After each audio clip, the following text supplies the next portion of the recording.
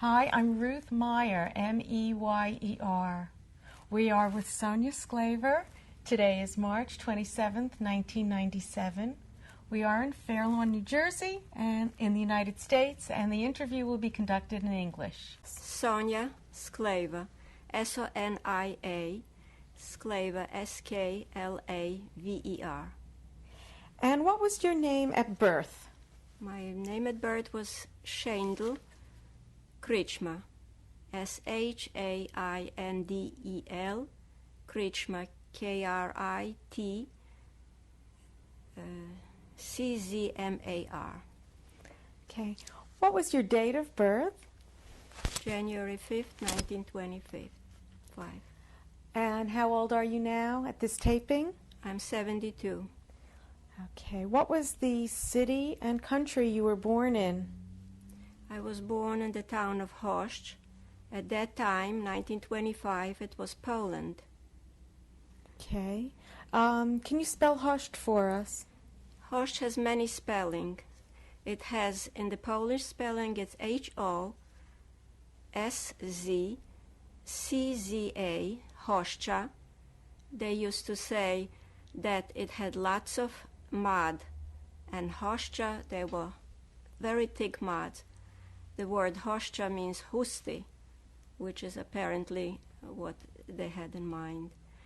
We call it Hość, H-O-S-C-H-T, Hość. And that was Poland when you were born? Poland. And did it change hands at any point? Many times. Poland was many times occupied by the Tsarist Russia and the Austria. And Poland was established as an independent state in 1920. Between 1918 and 1920 it was a Polish state. It lasted until 1939, until the Second World War broke out. I'd like you to tell me your father's name, please, and spell it. Mordechai in Hebrew, Mordko they called them in Polish, and Mordko, M-O-R-D-K-O, Mordechai, M-O-R-D-C-H-I-A-I, Okay. Mordechai. And his last name? Kritschma. And your mother's name? Hinda, H-I-N-D-A. And what was her maiden name? It was Golda Bitter. Can you spell that for us? Gold, G-O-L-D, and Bitter, B-I-T-T-E-R. You had a brother and sisters? Yes, we were 4 children, a brother, Abramchik, he was called for short, and born 1911. My sister was 1913. Her name was Pearl, Pola called by the Polish people, and Pola remained mainly in her life now even. Leia was Leika, sometimes called, or Leia, and I was the youngest. Did your brother and sisters survive the war? My brother left in 1932 as a chalutz with a young bride to Israel. And he, of course, survived. That time it was Palestine called. It became an independent state in 1948. And he has 2 sons. What about your sisters? My sister left for Russia just as the Soviets were fleeing when Germany attacked them. That was 1941, in the spring of 1941, and she survived. Her husband was in the army all through the war, and they didn't find each other until after the war. He was Which in army? the Stalingrad, the Russian army. Stalingrad he was wounded in the eye, seriously wounded. And my sister Leia, she was with, almost until the end. And She survived in... actually, she didn't survive, so... When did she pass away? It was close when the Germans were fleeing. Apparently there was a fire in the village, and when she was discovered, they reported her to the authorities. Mm-hmm. I had that regards from people that worked. They were shoemakers, and they very highly regarded in the villages because they were sewing shoes and boots for the farmers. They were from next town to ours, Tuchin, and they survived. And did they see her? Yes, they saw her. They did not know that she was hiding. They may be suspected, but they didn't know she was hiding until that fire that happened. And when was the fire? The fire was close to the liberation. In in what year? In the winter of 45. Okay. Tell me a little bit about what it was like at home. Can you describe your house for us? It was, at first we had a very small little house, not too big, but enough for us. And the ceiling was always like a stomach kind of head. And I was afraid it's going to fall someday. But finally we had a very beautiful home built between 1930 and 1932. A new beautiful home. We had a tenant, and they were always the military people, the tenants. In other words, we had a military garrison stationed in Host. We were on the border. And that's why the military was there, and that was the Polish military I'm talking about. They had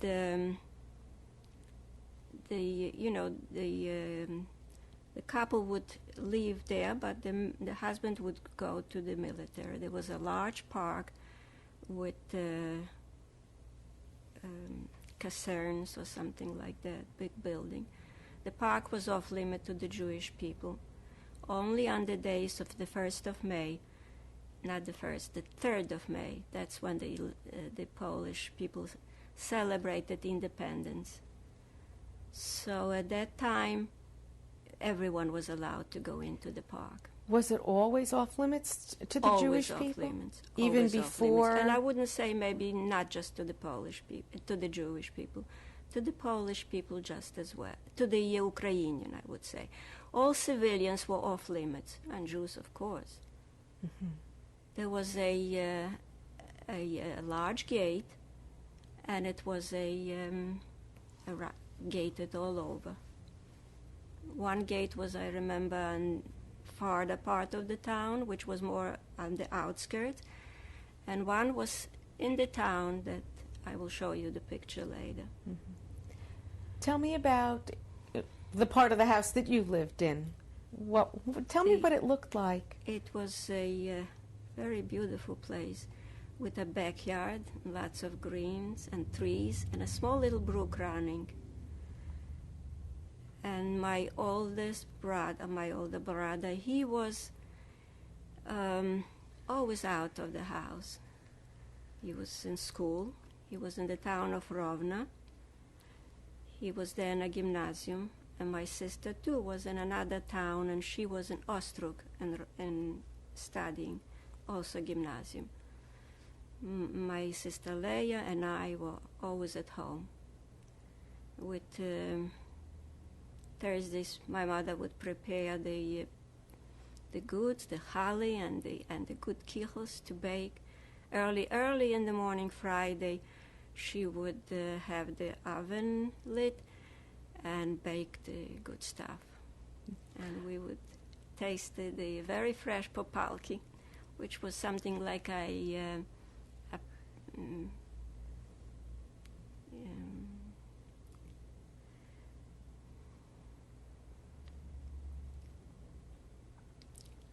Is it a cake or a cookie? No, flatbread, something like that. I see. You said she lit the oven. Was it a wood oven, a coal? It was wood, right. Big oven. Except that, of course, the heating was also done in special ovens. Everything wood, most of the time wood. Yeah. What did your father do for a living? He was we had a store, a yard goods business, retail. My mother was with him in the store, and I would help out also, sometimes running after school to get some money for ice cream or soda. So your mother and father worked together in the store? Right. Who were your customers? And they were the Ukrainians and very few Polish people, and of course the Jewish population. Our town was in the middle and surrounded by Ukrainians, villages. The town had a mall, I would say, something like a modern mall, with stores on each side of the long building, all under one roof. Across from the stores was a pharmacy, my uncle's pharmacy. So was your father's yard goods store Right across from the pharmacy. In this little mall? In the mall. Next to him was my uncle's, his brother's store, and a little farther was my husband's, Irving's store, hardware store. How big? What was the population of Hush? Population was 1,000 Jewish people. And were there also non-Jews living in the town? In town, only in that park. Those were the military and their families. Mainly their families lived on the outside of the park. And that's how we had a tenant, which was childless, but had a beautiful large dog, Dalmatian, and he was I was his favorite and he was mine. None of the Jewish children had dogs, but we had lots of cats. Cats for the mice to protect. And I had many cats, the mother, the father, the children. They called me Kotya Mama, which means the mother of the cat. You started to tell me about your mother's preparations for Shabbos, that she would bake early on Friday morning. What else do you remember about Shabbos in your house? Friday evening, my father, we would have dinner early, Shabbos meal, and he would put his warm tillabond during the winter, tillabezei coat that had the fur inside, and on the outside it's just a wool cloth. And he would walk to shul. The shul was, everything was within walking distance in our town, and he would study Mishnayos, Gemara, whatever. Come very late home, and in the morning he would go back to shul in the morning, Shabbos morning. I do not remember that my mother went to shul on Shabbos, but on the holidays, of course. Mm-hmm. What do you remember about the holidays? The holidays were wonderful, really wonderful. Starting from the spring, the Purim was especially interesting because the out-of-town young people would come and perform for our town. That was probably for tzedakah, for charity. But at first I would be afraid when I was very young. You know, they would come in outfits and costumes. And later I loved it. Yes, they sang and they performed and they would leave. You know, they would be fed first and then they would leave. Mm-hmm. Then Pesach was such an ordeal of preparing. Tell me about the ordeal. Yes. The Passover stuff was stored, part of it in the buffet in the living room, dining room area, and the rest, pots and pans, in the attic. And everything would come down and be washed and kashered. Matzah was prepared in special places of matzah baking. It was baked by hand at that time. Was it did they bake it in your town? Town, yeah. It was large ovens, and I would run in to see and taste a piece of matzah. Sometimes a lot of children from the school would also go and participate and help in matzah baking. And we had very nice seders. To our seder would come my aunt from Dombrovitz, she and her husband and the 2 children, and Genya and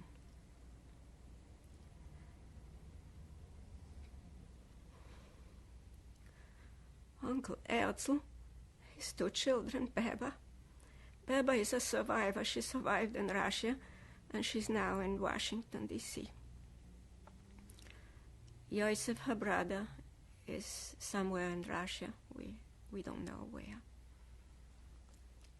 Do you know if he survived? We're not sure. We have never heard from him, although he knows where we are, and he knows that he has a family in Washington, D.C.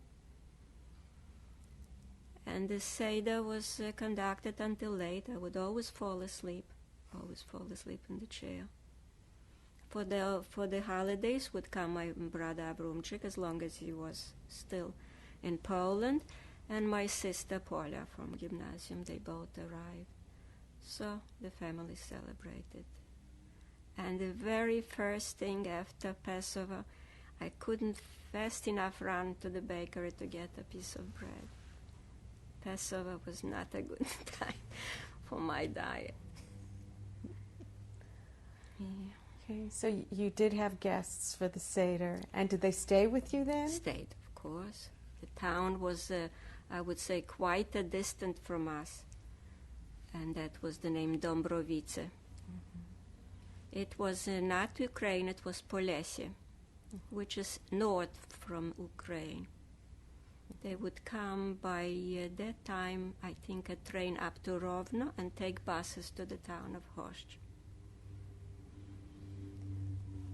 And Shavuos was exceptionally beautiful because we were near a very large river, Horin. Around the river there were pastures, and at times it was covered all with white flowers, daisies, and then it was the buttercups in yellow. And we would get lots of flowers to the house. Some homes, I remember, in Osh did not have any wooden floors yet. They had earth that before Shabbos they would spray a certain mixture and freshly paint it. But we had wooden floors already. As a matter of fact, we even had running water. And the very first, in the old house, we even had a radio, which was with headphones? Headphones. At times I would fall asleep and schlep the whole thing with me. My brother was, instrumental in getting that. And at that time, I remember also the electricity in town. No telephones, just those new inventions. But you had electricity in your house? Electricity, yes, even in the old house. And in the new house, of course. Did you have indoor plumbing? It was only running water. But there wasn't a toilet or... No. And where was that? That was down in the basement. Yeah. I see. Yeah. But there was a laundry room with a zinc metal bathtub. Laundry was done not too often. There was always a lady that would come and help with the laundry. And once in the, I would say, like every season, a seamstress would come to sew linen. I don't think you could have bought them in any other store, so she would, sew them to each you know, whatever could be fixed, she would repair and whatnot, make new pillowcases, new sheets, new quilt covers. Did she also sew clothing for you? Not this one, another one.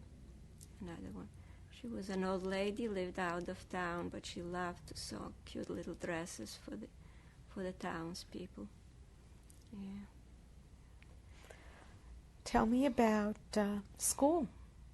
Where did you go to school? I started with a public school. Very few Jewish people, Jewish children were in the public school. They had mainly Ukrainian and a few Polish children. The school, everything was within walking distance, and I did not stay there more than until 3 to 4 grades, because all my friends started to attend the Beit Sefer, the Hebrew school, that was established in our town. And the name? There was one already in 1918, which my sister and brother probably attended, but the last one was established in the early 30s. And what was the name of the school? It was Tarbut, which means education. So you went 4 years to the first school? Public school. The public school. It was Polish and Ukrainian was taught. Mm-hmm. And I had private lessons at home of Hebrew. Mm-hmm. But then I did not have to have the private lessons at home, because Tarbut school had everything in Hebrew except the Polish language and Polish history, because this is to be accredited as by the government, the Polish government. That's why we had to have Polish language as a language, and Polish history also in Polish. All other subjects were in Hebrew. Mm-hmm.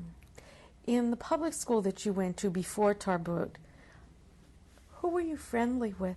I was friendly there with the Christian children, Ukrainian and Polish. I visited their homes and they visited our homes, although they lived on the outskirts of the town.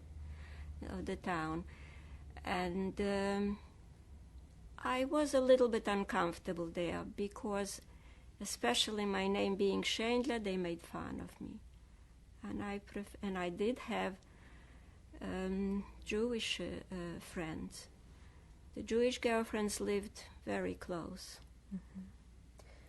When you were in that school, the first school, did you have any anti-Semitic experiences?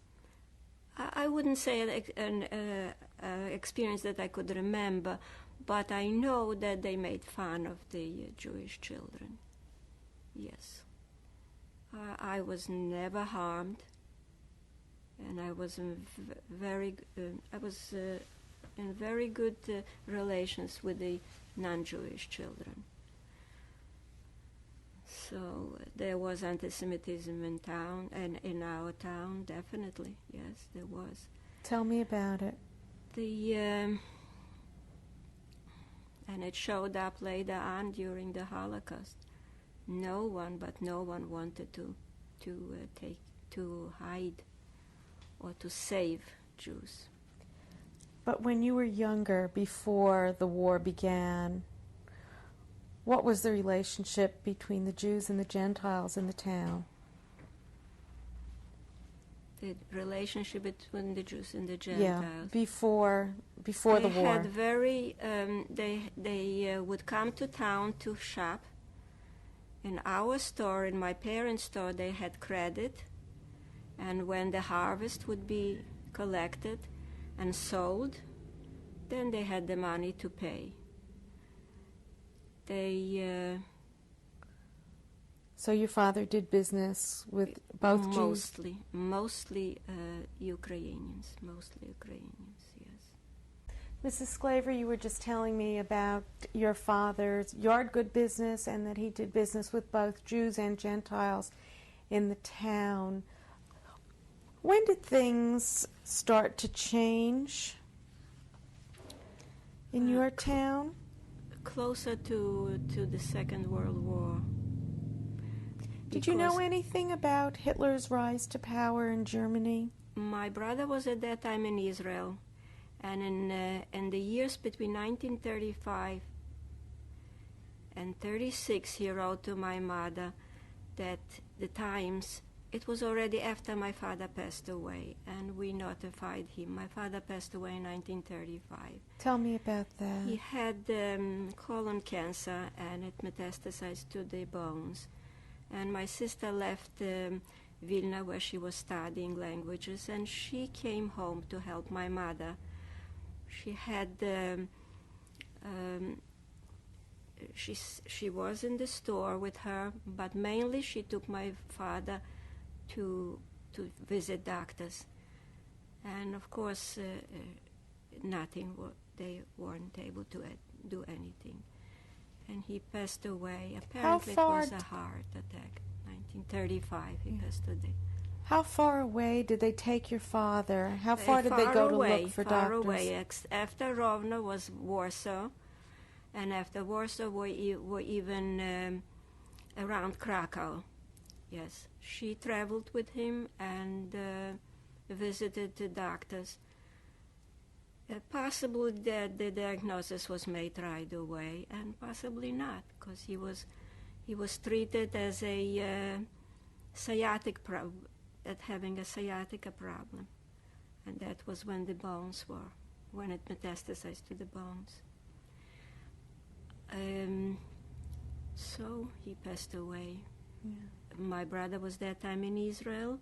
He was not notified by telegram. He was notified by a letter that he has to say Kaddish.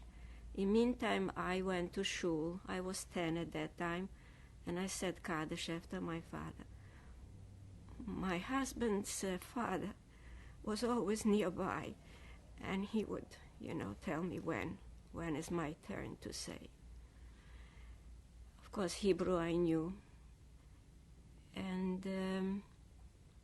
And those years, my brother already encouraged my mother to sell the business and the house and come to Israel, because he had refugees from Germany, and they were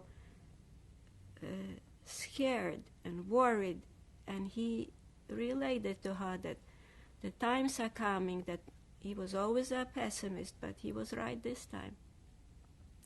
And he said, come, take Pola and take Leah and Shunya and come to Israel. But my mother was a little bit on the stubborn side, and she said, am I going to go and be dependent on the children? Make a living? I can't make a living there. And they remained in the town of Host. Mm-hmm. And the war between 36 and 39, there was an exceptional influx of anti-Semitism.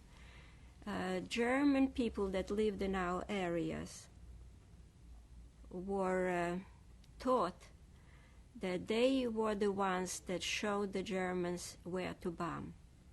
Not the villages, but the middle of the town of Host. In 1939, with the Blitzkrieg, in no time Poland lost the war. And the Russian occupied in 1941, made a pact with Hitler and occupied our town of Host. And the eastern part up to the Bug, up to Warsaw, was belonged to the Soviet Union. And the German had the western part of Poland, south, west, and north. So tell me what happened when and the Soviets, the war when they broke out. came, during the war, since it was a pact, they had no fighting, so it was a peaceful exchange.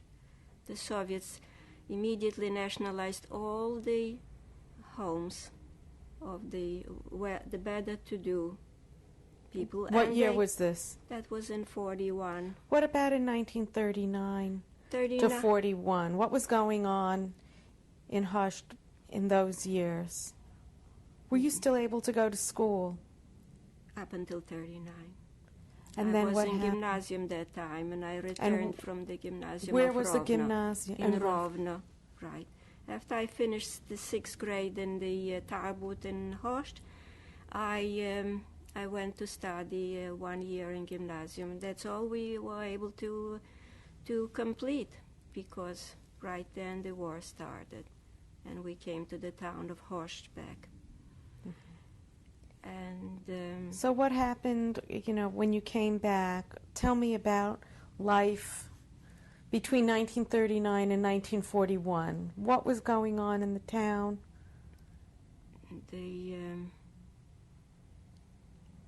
Actually, the Soviets occupied that time already. The Soviets occupied the 39 was the war, the Blitzkrieg, and when it was over, Poland was right away occupied by the Soviets. And how was life? Yeah, and at then, that of time? course, there was no schooling in Hebrew, and the teachers that knew the language, say Polish, or that they were of no use. Hebrew and Polish was not taught anymore in the Soviet schools. They established, they called it Desetiletka, which means a 10-year school program, and they had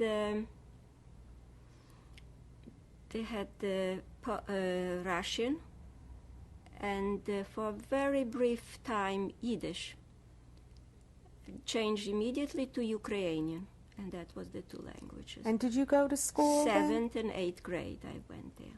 Back in Horst? Back in Horst, yes. I left Rovno, yes. Back in Horst. As I told you, the homes were nationalized, and so was the business. Into the home moved in a Soviet citizens that were really in the government.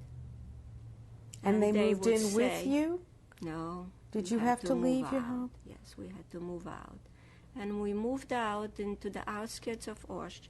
A farmer was renting part of his house to another Jewish family and us. At that time, we were only my mother, I, and my sister Leah, because my sister Paula was married, and she lived in an apartment with her husband, Peter. She was librarian, and he was our teacher, my teacher and my husband's teacher. He was very good in Russian.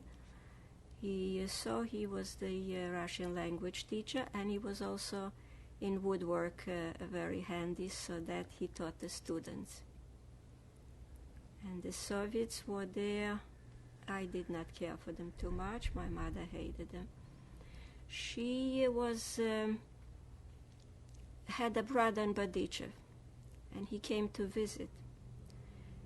And we lived at that time on the outskirts of Osh. She never saw our new house. He told her to draw the curtains and close the windows, so he could tell of the horrors of the Soviet regime. And she told us a little bit, not to scare us too much. We had that apartment. We had 2 rooms, a bedroom, a living room, and a kitchen. And we stayed there until Germany declared war on Russia. And that was the spring of 42. How did you support yourselves when you were living there? We had the yard goods left over, and we had them hidden. But we could not get to the house to take them out because they were occupied by the Soviet citizens.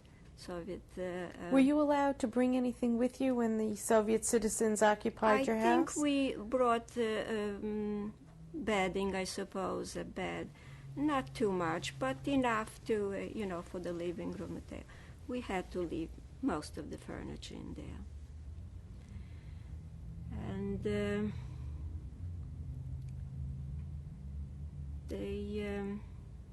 So tell me about your life then. Were you going to school when you were living on the outskirts? Yes.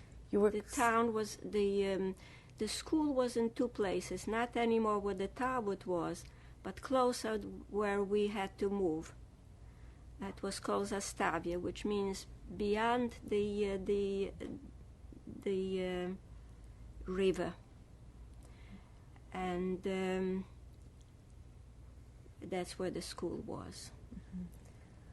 When did Germany occupy your town? When did the Germans come? The Germans declared war, and that was in June of 41, I guess so. And what happened then? And the Russians started retreating. My sister Paula and her husband, they left by trucks, took some of their clothes with them, and they left for Russia. She very possible that we would have been able to evacuate with them. But I don't think my mother wanted to go to Russia, to the Soviet Union, I would call it. So we remained in Host. We could not live on the outskirts anymore. It was too dangerous when the Germans occupied our town.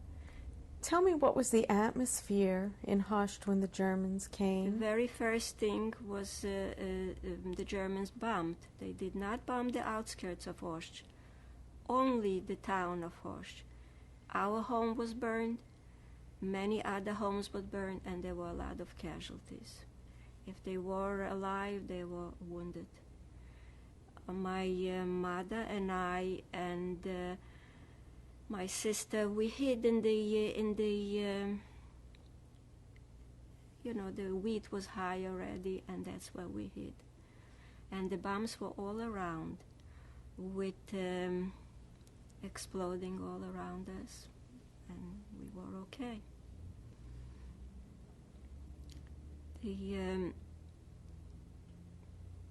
The people said that the reason they did not bomb the villages is because the Germans pointed out, the Ukrainians and the Germans pointed out where the Jewish people lived. This is why Host suffered such casualties, and their homes were spared, and so were their lives. Did you have to wear a star? Yes. Tell me about that. Yes. When that we happened. all wore, yes, men, women. Since I was 17, I too wore a star. So that was in what year? In 42. So this was after the Germans occupied Host. Yes.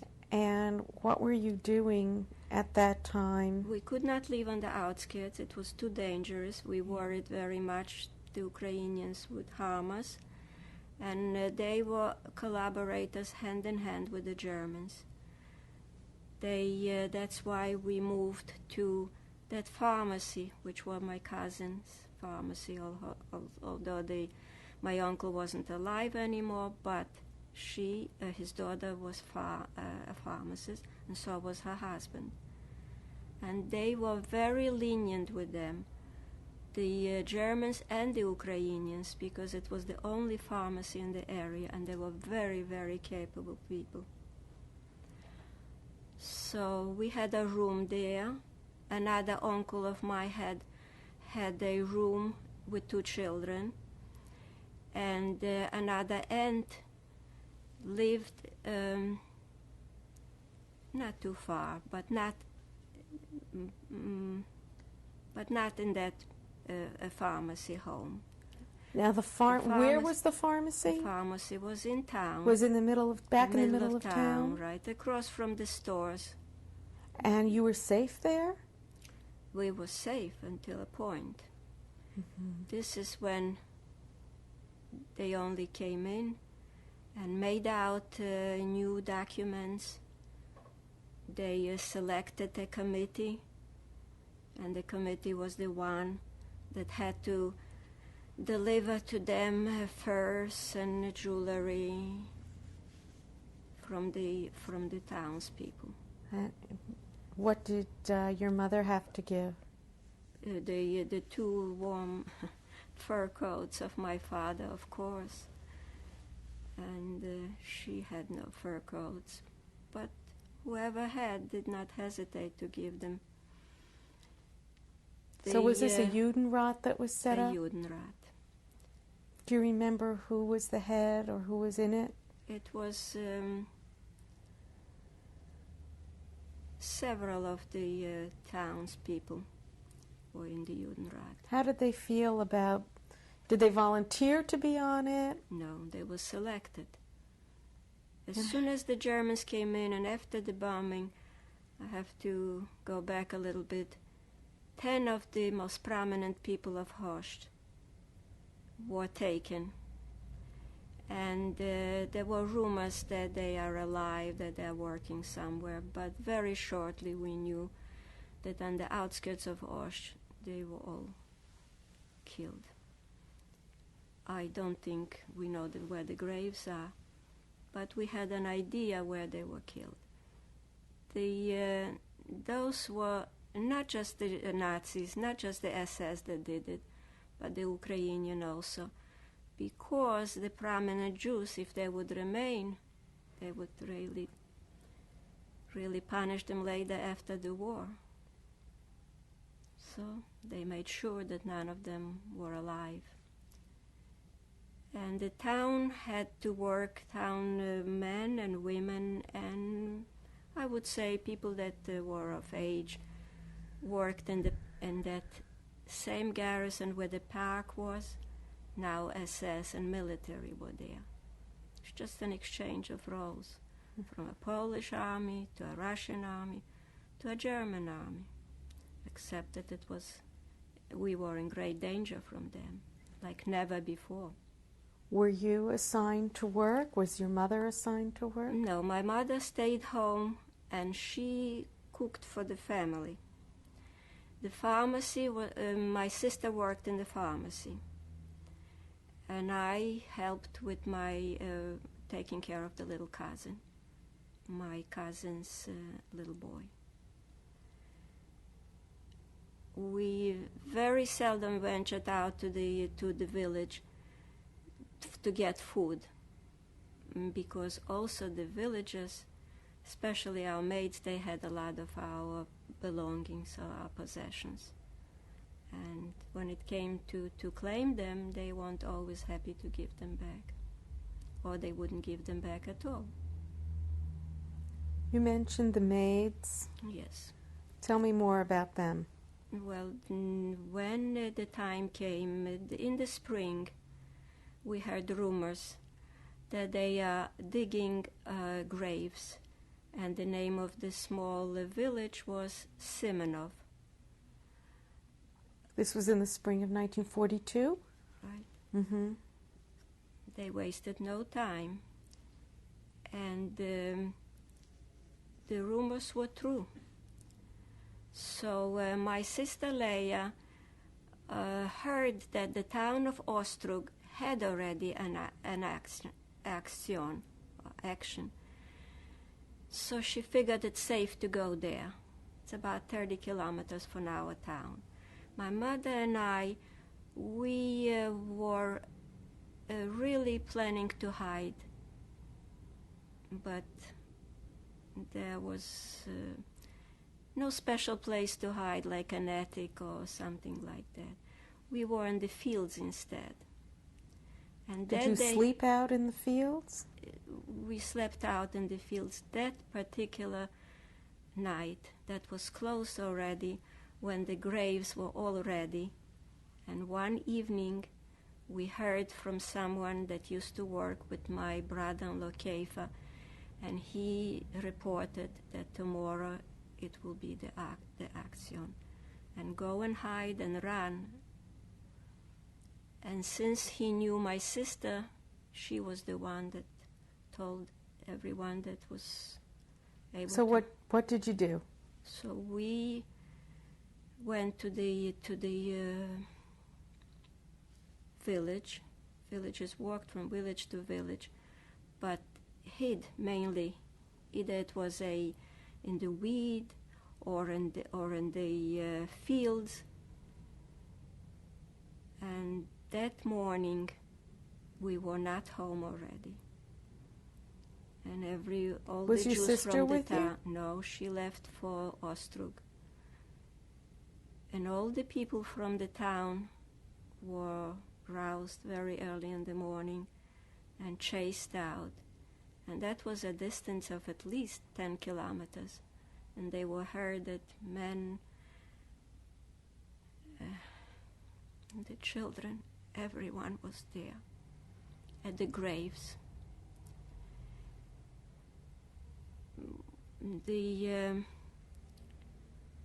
The town was empty.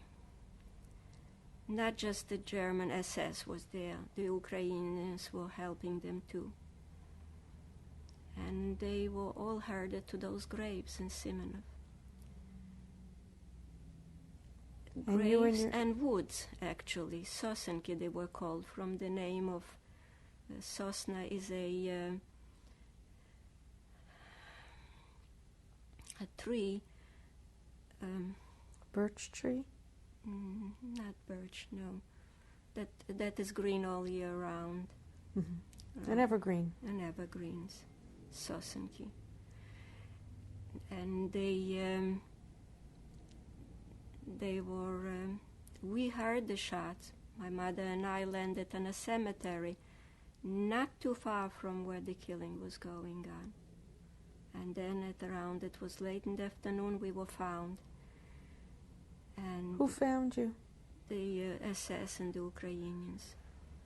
And they said that the action is over, you can go back to town. They knew you were Jewish? Of course. Who else would be hiding at a cemetery?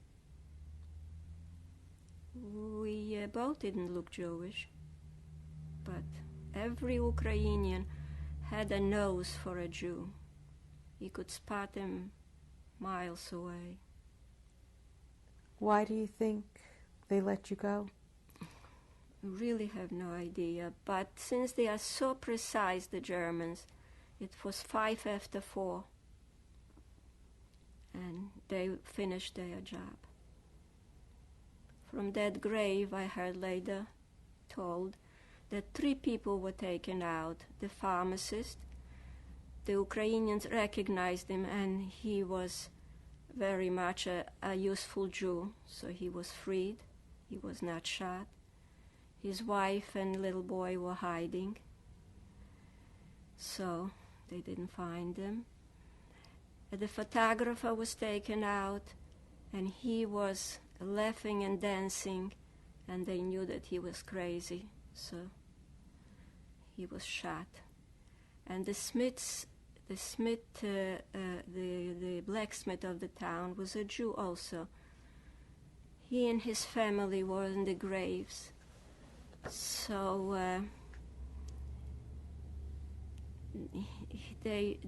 the Ukrainians wanted him to be freed. So he said to the commandant, "If you free my family, then I will go free also." And they didn't agree. So they were all shot. Who told you this story? This story was told by Yitzhak Golod. Yitzhak Golod was a man that his sisters were sister and brother were my schoolmates. They did not survive, they perished. But he had very good friends between the Ukrainians, and he survived. After the war, he brought some of the bones from that forest to Israel. Israel was established already in 1948. And when he came to Israel, he brought with him the bones. And they are buried now on the outskirts of Tel Aviv. So what happened after the Germans let you and your mother go? So we came back to town. The town was really in terrible shape.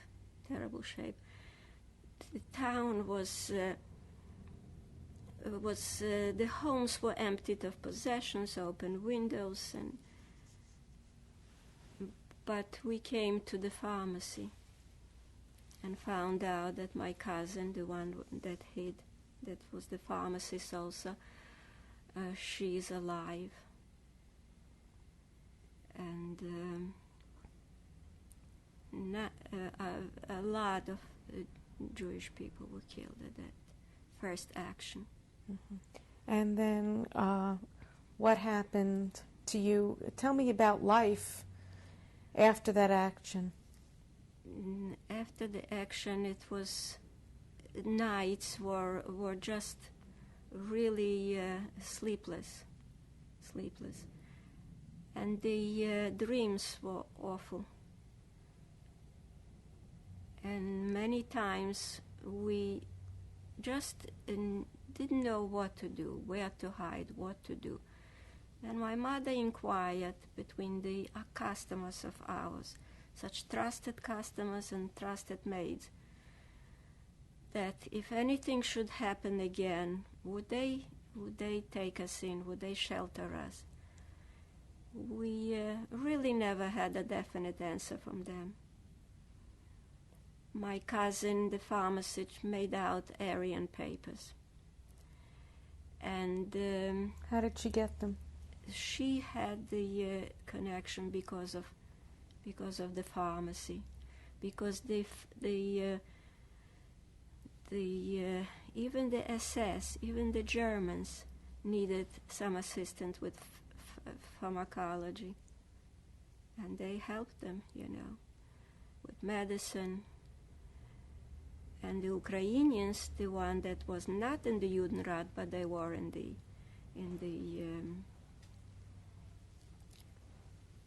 their committees, they also were very much helped. So did she get false papers for you too? No. Just for herself? Herself and her husband. Mm-hmm. And you stayed in the pharmacy? We stayed in the pharmacy. And for how long? Until the fall when the new of 1942? action started. Right. When the rumors of the second action is going to be. Mrs. Sklaver, you were just telling me about your father's yard good business and that he did business with both Jews and Gentiles in the town. When did things start to change in your town? Closer to the Second World War.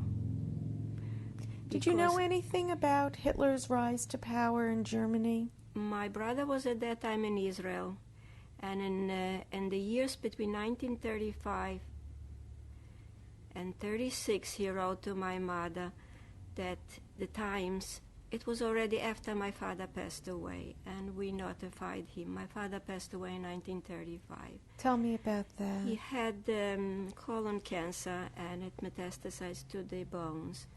And my sister left Vilna, where she was studying languages, and she came home to help my mother. She had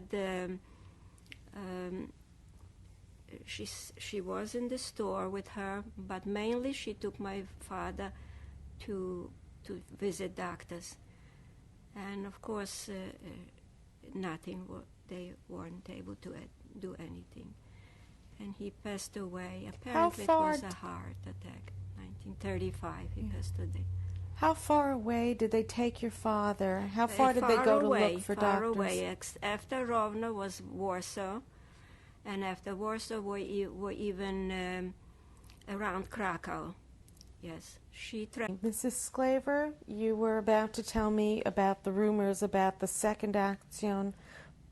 Was there something else you wanted to add yet? I would like to add that before the first action in the spring of 42 in Osh, Rovno had an action. It was a massacre. An enormous amount of Jewish people perished. I had family there. I had cousins, I had aunts, and they all perished. How did you hear about it? Rumors are there. And we had mainly mainly from the people that survived. They came to Host. They came to hide in Host, to run away from Rovno, in case it happens again. And when it did happen, the second time, the action in the fall, those that ran away from other towns perished in our town also. By that time, when the rumors were coming that in the fall or something will happen, because we heard that each town had one and had a follow-up, another one. So we knew that our turn will come. And my sister, my mother secured a place for her in a faraway village. That village had really no homes, but one big farm, far away from each other. And we thought it an ideal place to hide. At first she worked a little bit for them, doing chores and Your everything. sister? Right, Mm-hmm. Sister Leah. But later she had to hide. And I, at that time, as you know, as I survived the first action with my mother, I was sure that we'll be doing the same thing at the second action. But she said no. She said she's staying in town, and I should go to our trusted maid, Marina, in Bočanice. So I walked there. What was it like when you left your mother then? It was not, as I was saying already, goodbye for sure, but probably with a heavy heart and really thinking that I might not see her again, which was true. And she remained in the town. When I was there at my maid's home, I could not stay in her house. She lived across from a small little forest and more like a pasture, and that's where she wanted me to be. If I am to keep you, you have to be there during the day. At night, you'll come into to the barn to sleep, and she would bring me food. What kind of a hiding place did you have in the pasture? In the pasture, it was very much in the open because she lived far away from other homes. She had no reason to be afraid to keep me even at home, because each farmer was far away from each other. That was the latest in Poland, that the farmers bought a lot of land, owned a lot of land, and were not close to each other. Because when they were close and their roofs were out of straw, the fires would just devastate a village. So they figured out, and they built more substantial homes. And fires did subside. So what was the reason that she wouldn't let you stay in the house? They said their reasoning was that if she is found out to shelter Jewish girls, Jewish people, she would be killed. The rumors were there for a reason, so none of the Ukrainians would shelter the Jewish people. I stayed there for about 2 to maybe 3 weeks, and she was bringing me news from the town of Host, that the action did occur, and that she does not know where my mother is, and that they are finished with the action, and everyone is safe to go back. I knew. What do you remember when this was? In the fall, in September of 42. Okay. But I knew that wasn't true. And when she said she can't keep me anymore, I walked to the town of Host, not to the town, but on the outskirts of the town, where one of our maids, a previous one, maybe for 20 years she was with us. And what was her name? Her name was Yarina. And she was childless, and I was her favorite of all our family. And still she would not keep me, she would not shelter me. And she said that she did not hear from my mother or from my sister. And I was there hiding for a short while, but not for too long.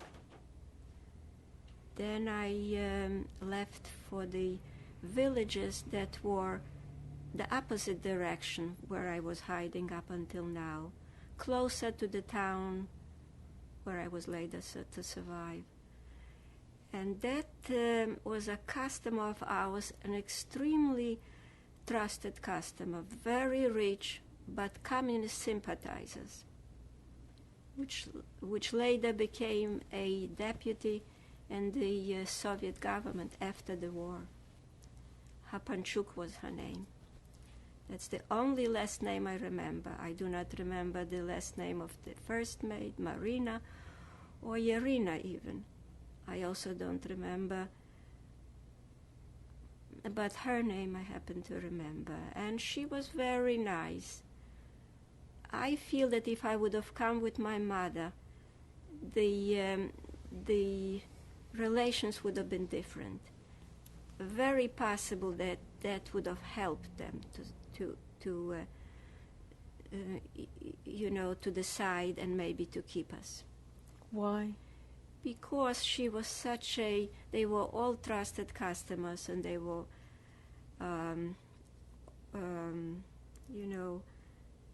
like family, I would say. So were the maids. But they would have more respect than a young little skinny Jewish girl with long braids and a peasant outfit just coming in asking for shelter.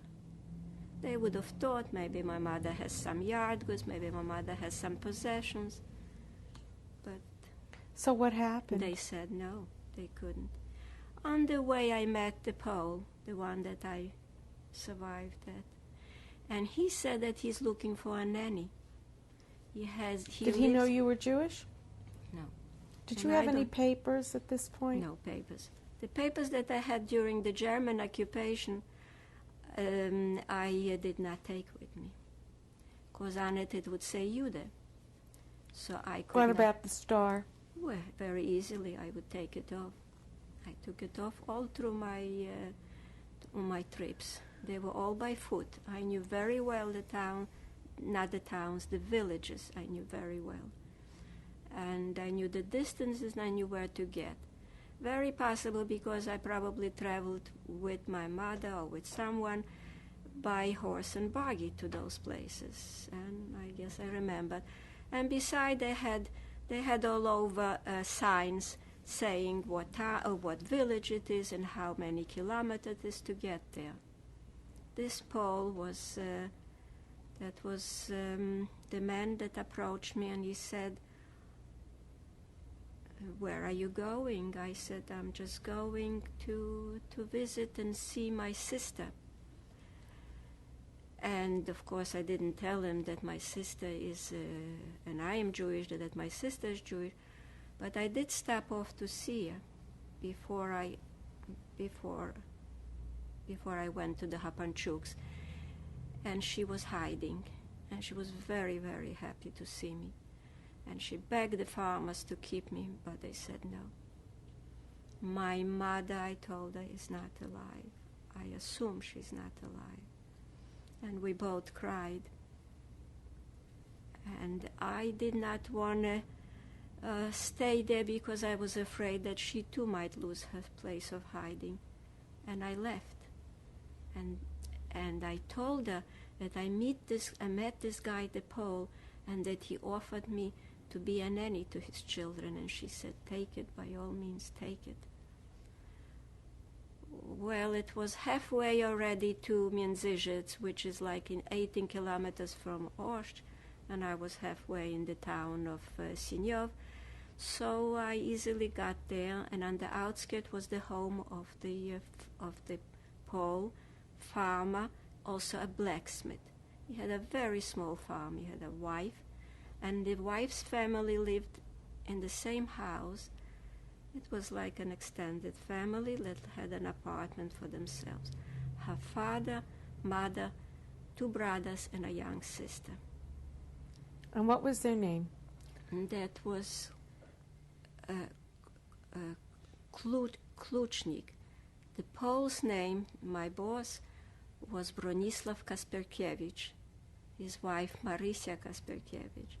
Their little ones, 3-year-old was Oleg, which later was named Alexander, and the youngest one was a chubby little fellow, Yusek. I doubled up in 2 when I had to lift him. And he,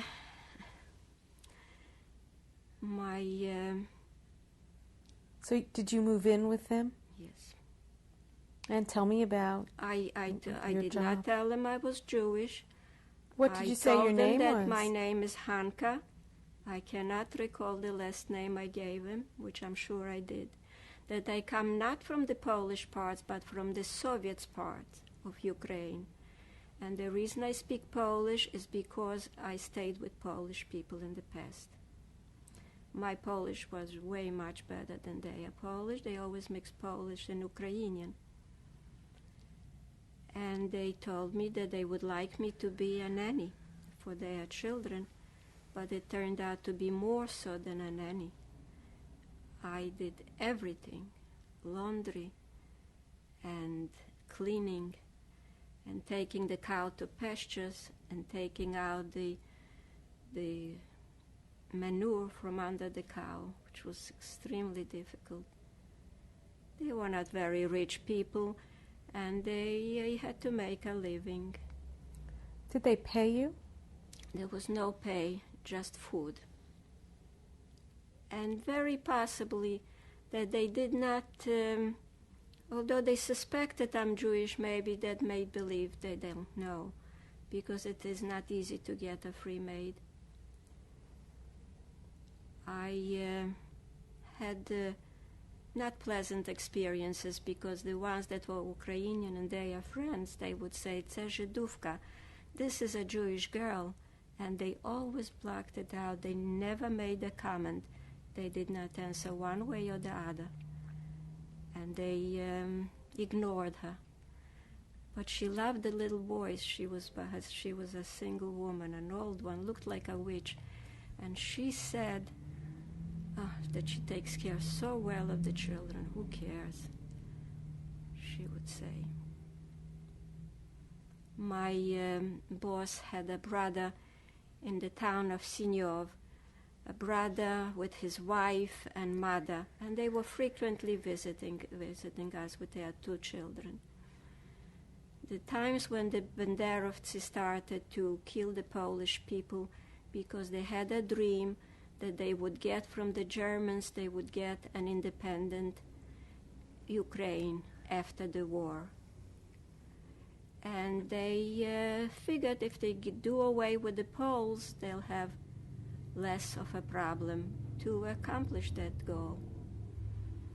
And this mother of my boss visited, and she told me that she knows I'm Jewish. She has a feeling I'm Jewish, and I should not tell the ones that I do not trust, but she's going to tell, if I want to, I can tell myself to my boss, to her son, and to her other son. And I did. They really did not comment one way or the other. It was harvest time, and we helped out other families in the neighborhood, Polish families that had also farms. And as I was helping with the snopy, I don't know how the snop is in English, lifting the wheat, they showed me how to do it. At times I would see they were snickering, like, they knew that I wasn't meant to do the job, that I wasn't doing the job in the past. We heard the shots and shouts, and that was an action in Międzyrzec in the town. Since we were high up, we could see. What did you see? We did not see the graves, we did not see, but we saw lots of running around and shooting. They observed me, like from the corner of their eyes, and I made no comment. And I just cried for them.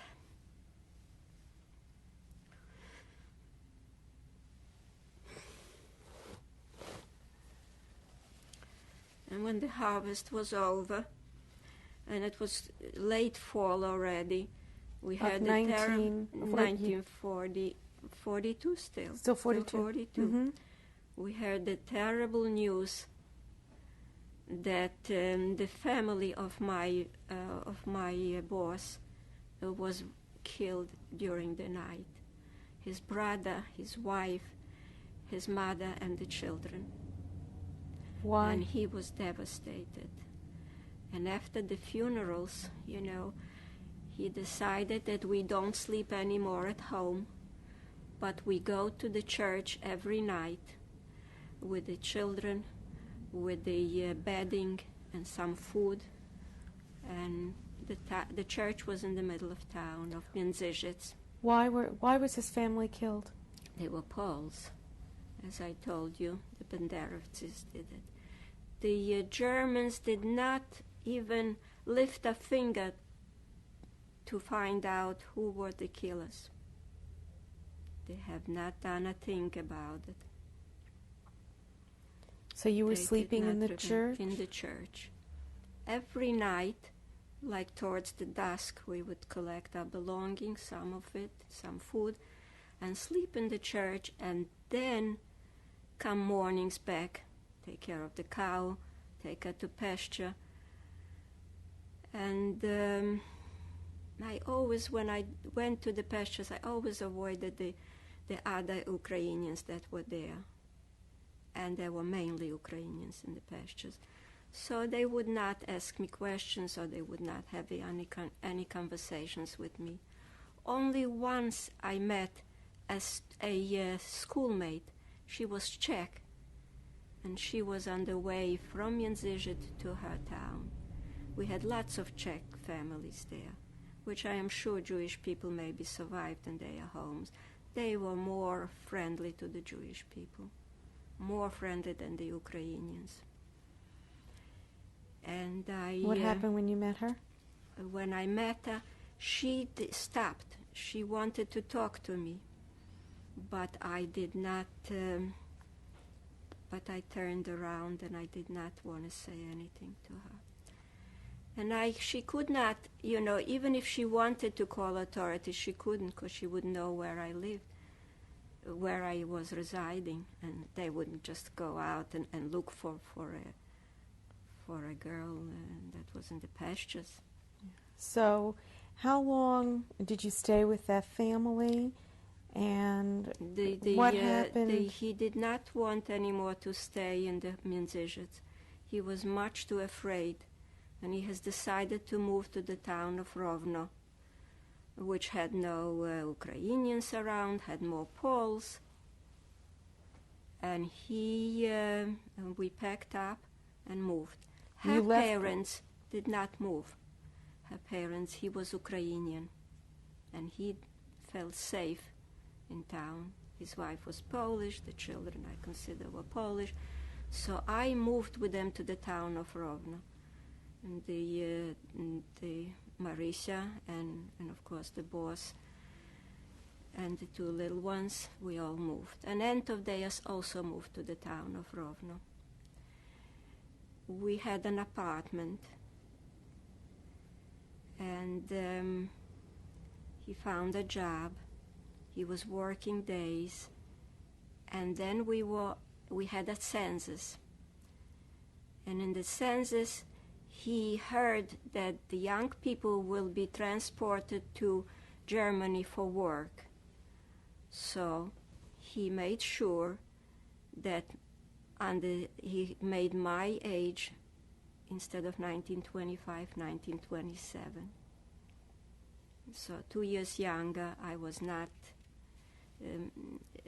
I was not going to be sent to work.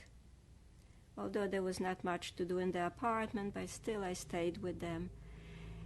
And he had a notice that he has to go to to dig the trenches. That was already 44.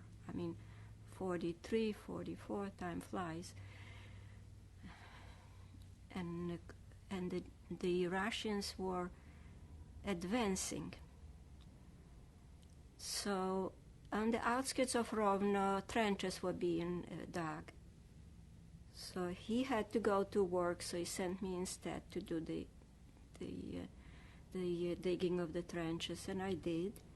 And I there met was no Germans. There was no problem with you substituting for a grown man? No problem, as long as a body shows up to do the work. I was surrounded by Germans and Ukrainians, but they paid no attention who I was. They assumed I'm not Jewish. There were no Jewish left.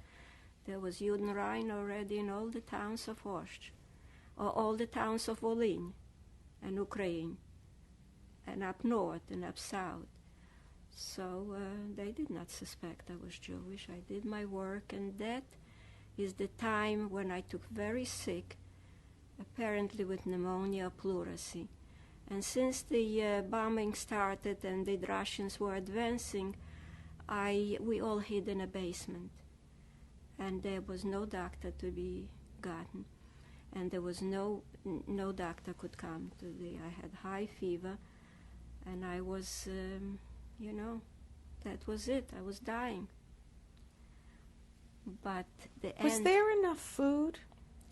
There was enough food. There was, okay. There was enough food. You mean during the time when we had to hide already from the bombs? I suppose so. And Marissa's aunt said that she's going to help me. She's going to do cupping. Do you know what that is?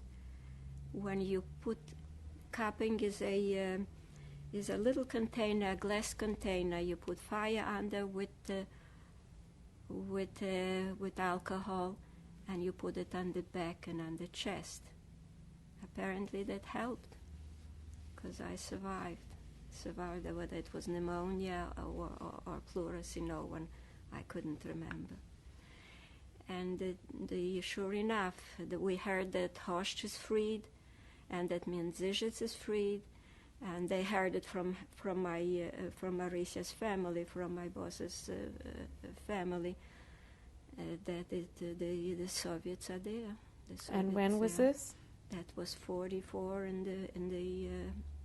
the winter of 44. And then what happened? And then we stayed in Rovno for a while. I was told that there is a Jewish woman that lives in Rovno that came together with the army.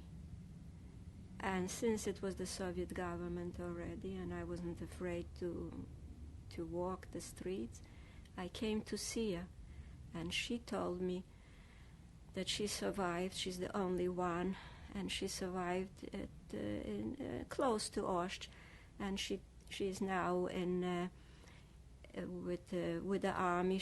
While they were advancing, she came to the town of Rovno, thinking that maybe some of her family she'll find in Rovno or in the towns near Rovno. She was looking for them. She told me that a few of the families survived, that she does not know anything about my mother or sister, and that she knows that the pharmacist is alive and his wife. Yeah. And then what did you do? And I said to the family, I said that I'd like to go back to town. They really tried to talk me out of it. And they said that I would be better off staying with them.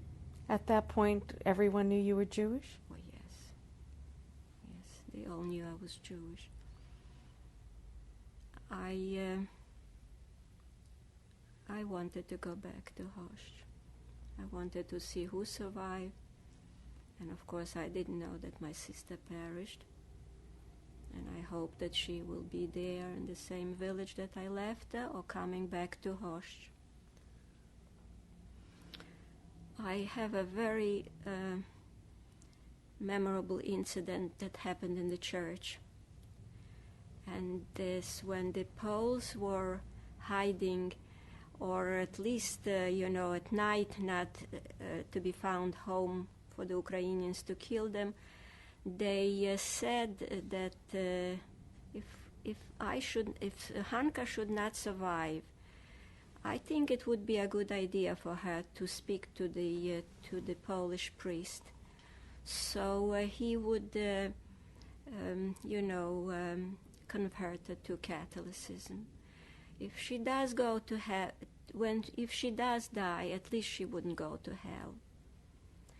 So one of the mornings that we were in church, or whether it was late towards the evening. You went to church with them regularly? Oh yes, not to pray, but to sleep the nights. To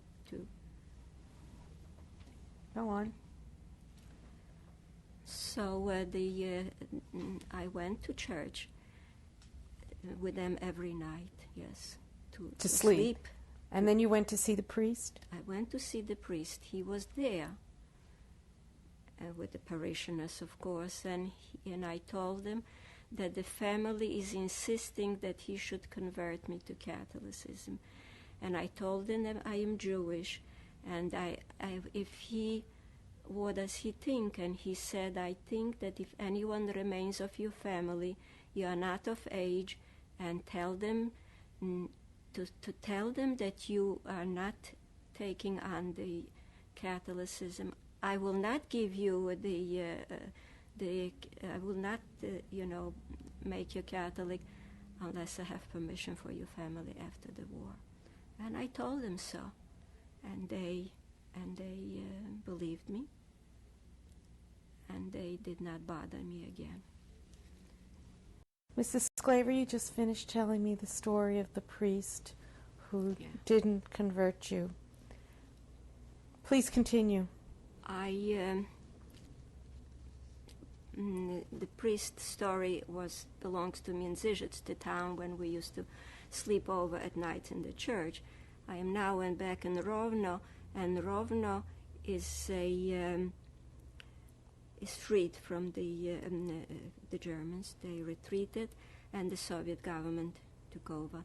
Well, after I met this lady that was from our town, had a sister in our town, which was my sister's friend. She was a kindergarten teacher, and their whole family perished, but she survived, and she was very, very pretty, beautiful, long braids.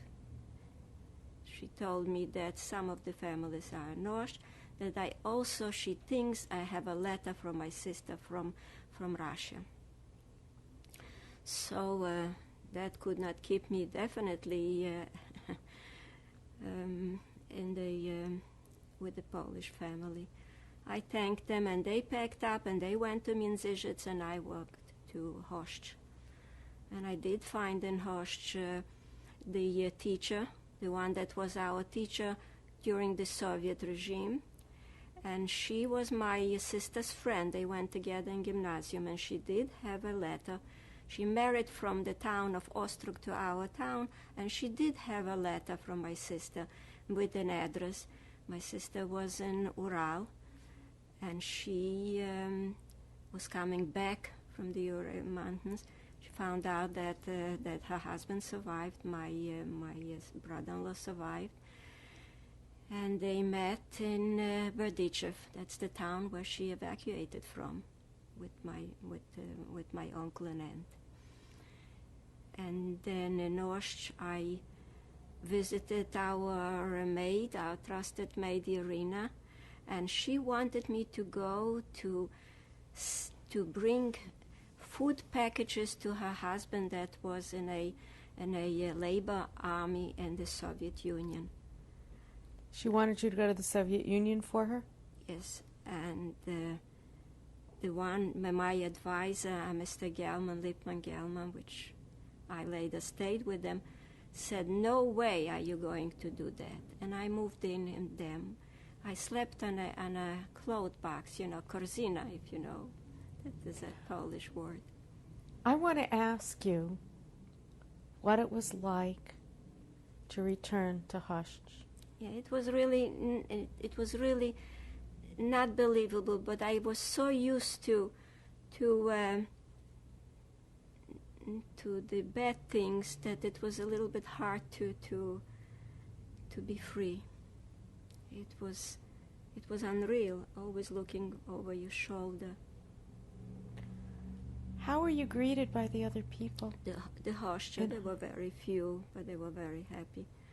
They survived in the villages. They survived in barns, and that they had the farmers dug for them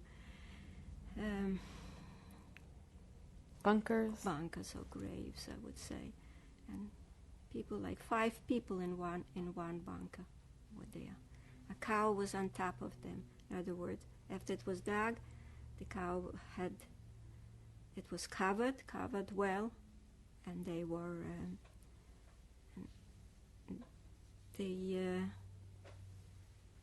the family that survived. I stayed with them in Osh.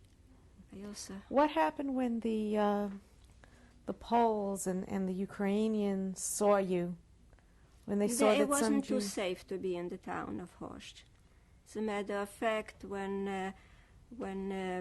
the teacher Sid saw me, she said that you would be better off not to go to see the graves the grave of your father or other graves. They were right not too far from her home. That was the Jewish cemetery. My mother had no grave, and I also found out from those shoemakers that my sister had perished. My sister Leah had perished, and I really wasn't afraid. I wasn't afraid because I felt it couldn't be worse than what I went through. When my husband came to my husband now 50 years, he came to the town of Hosht. He was told to leave Hosht as fast as he can because it wasn't safe, because the Ukrainians were not to be trusted. So I worked in a savings bank that they established, the Soviet government. I was. And you lived in Hosht? I lived in Hosht, although And you said with a family? With a family, with a Jewish Hosht family that survived in that conditions that I told you, and I stayed with them. At first, I worked in a restaurant that he established for the workers. Mr. Gelman established. And it was safe enough for them? It was safe enough because the Soviet government knew exactly who they are dealing with, and when they went to the villages, they were well armed. On top of it, they knew that the Banderovцы are not quiet yet, and the Soviet Union would definitely not give them permission for an independent Ukraine. There was no such thing. There was an Ukraine. But what about for the Jews? For the Jews, the few Jews would not venture into the villages. I wouldn't say that. The only ones that went was the armed the militia, right. So it was not safe for us now, not from the Germans, but from the Ukrainians. Right. So how long did you said you worked in a restaurant and then in a bank? Very shortly, they established a savings bank, the Soviet government, and the savings bank was on the outskirts of Osh. So my girlfriend, Smola, Rachel, and I worked in that savings bank. She was the the cashier, and I was the controller. And I hitched rides with the cash to the town of Rovno to deliver the money. And how long did you stay in Hosh? In Hosh, we stayed in Hosh until the Soviet Union decided on a repatriation. So all Jews and all Poles have to leave the eastern part of Poland, Ukraine and Polesia and Podolia. All those parts had to be cleared of Jews and repatriated to the New Poland. Now, their Poland was also influenced by them. It was really under their auspices. But it was called the New Poland. So what happened? Poland. Where did you go? So by trains we were taken. I left with the family together, with the family Gelman. And the way in Rovno, the train stopped, and then other Jews joined us. Where the Poles traveled, I was not with them. And I have never met again the Polish family. But they too repatriated. They repatriated to close to the town where we landed. We landed in Bytom. Many Jews settled in Lodz, and Lodz had a committee. And the committee had a lot of, registered Jews, whoever was from the outskirts of Poland, and who the survivors. So they. What happened in Bytom? In Bytom, we heard that Yitzhak Sklaver, my friend from home, has arrived to Lodz. And in Lodz, he heard that we are in Bytom, so he and his brother Harvey, at that time he was Chaim, and his wife, she was Russian-born Jewish lady, they came to Bytom to look for us, and they settled in Bytom also. And of course, it was good to see my boyfriend. Was he your boyfriend before the war? Yes. He taught me how to ski and ice skate and bicycle ride. And we went to school together, but since he was 2 years older, so he was in higher grades than I was, also in the Talbot school. And as far as getting married, I had, I was torn between Palestine, where my brother was, and between my sister that still remained in Russia. And she sent me papers, and he sent me papers. It was a Vizov called, which is like, you're asked to join the family in Russia. So I wouldn't go back to Russia. I knew very well, and I did not care for the communists. After especially they nationalized my beautiful home and business, why would I want to go back to Russia? So it was a toss-up between going to Palestine, but there wasn't illegal immigration to Palestine. And there was an organization called Bricha. So we very easily could have, joined them. And what kind of an organization was it? Bricha was the Jews could travel from country to country until they would come to Italy or somewhere close where an illegal immigration was being organized, and they would join them.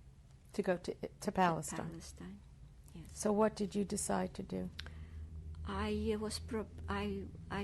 had a proposal from my boyfriend to go to Palestine, and I said, no, I'm not going. I am not. As long as we are not married, I'm not going. And just it was like I am proposing to him. And he said, fine, let's get married. So my trusted advisor, Lipman Gelman, I asked, what should I do? I had the suitors, that were much older. And he said, I cannot advise you about the others, but for Yitzhak Sklaver, by all means. And we got married in Bitham, in their home. It was an apartment. Tell me about your emotions the day you got married. And there were no family, just strangers. And the Gelman family was there. My husband's brother, his wife, my very good friend Rochelle Gelman. She was smaller from her maiden name was. She was with her boyfriend, that's how she survived. The boyfriend, Yitzhak Gelman, said, I will not go to hide unless my girlfriend Rochelle goes with me. And that's how they survived. Mm-hmm. So tell me about your wedding. They had a very nice dinner prepared. And my only cousin, the pharmacist, she had a pharmacy in nearby town. I think it was Volchin or Kluchborek. And she came with her husband.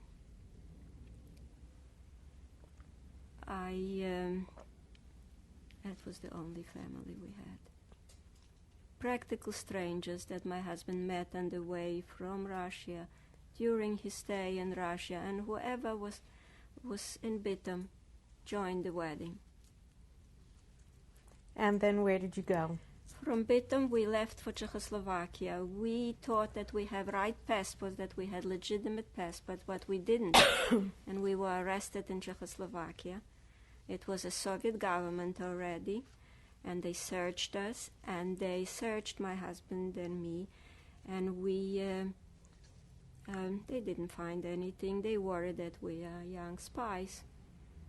But then they saw that if they didn't find anything, apparently we are not. And they freed us, and we joined. How long were you in prison? It was just a brief thing.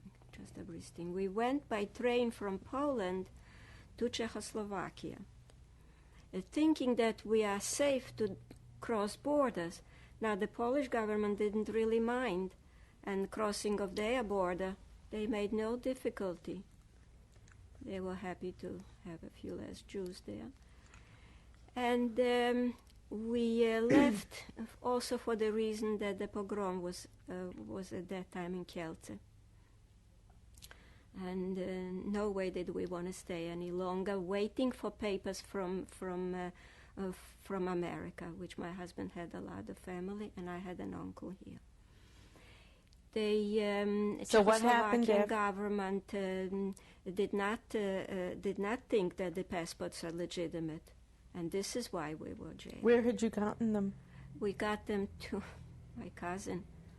You know, whether he knew that they are legitimate or not, we don't know. We paid whatever money we had, we paid for them. And he made them for us, the cousin, the pharmacist. And where were you heading? Heading towards, thinking that maybe we really didn't know where we were heading.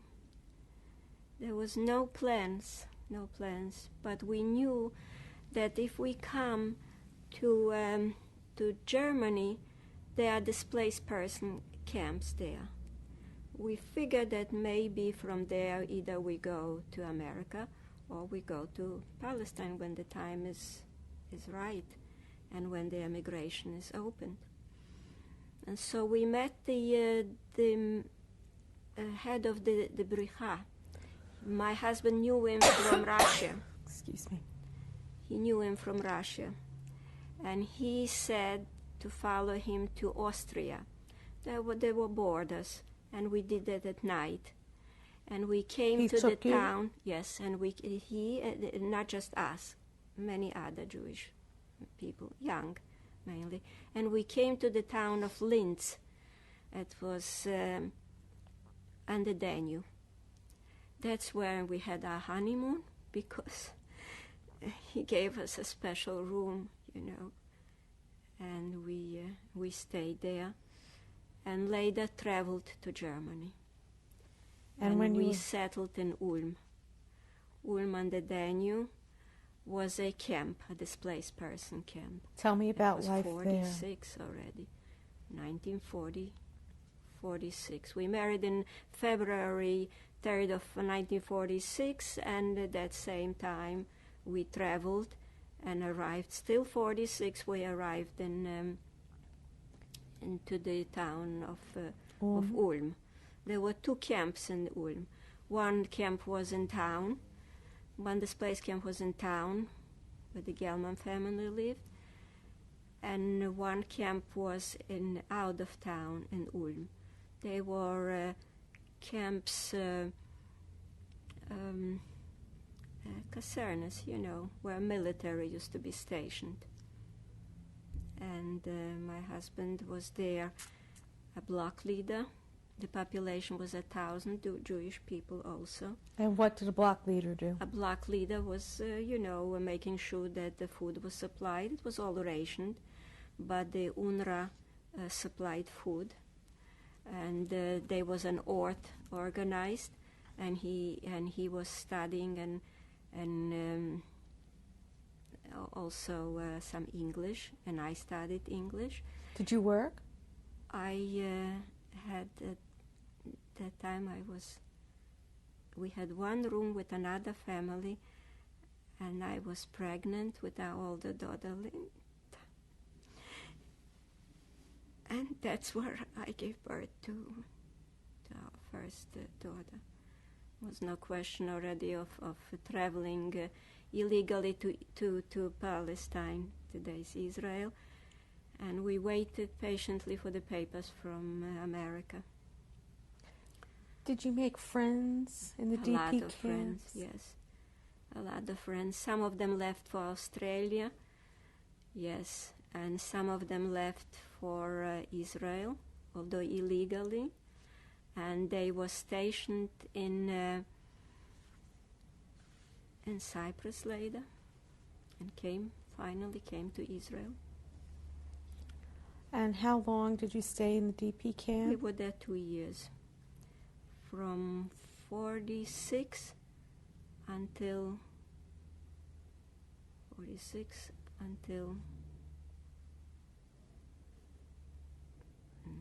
more than I think that, you said until earlier, 47. so August 49. Yeah, until August 49. So 3 years. Yeah, 3 years. In what kind of a life was it? 47, Linda was born, our older daughter was born.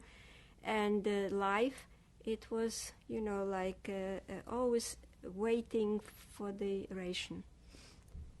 Not much to do. But yet, between the Jewish people, there was even performances in the evenings. Yeah.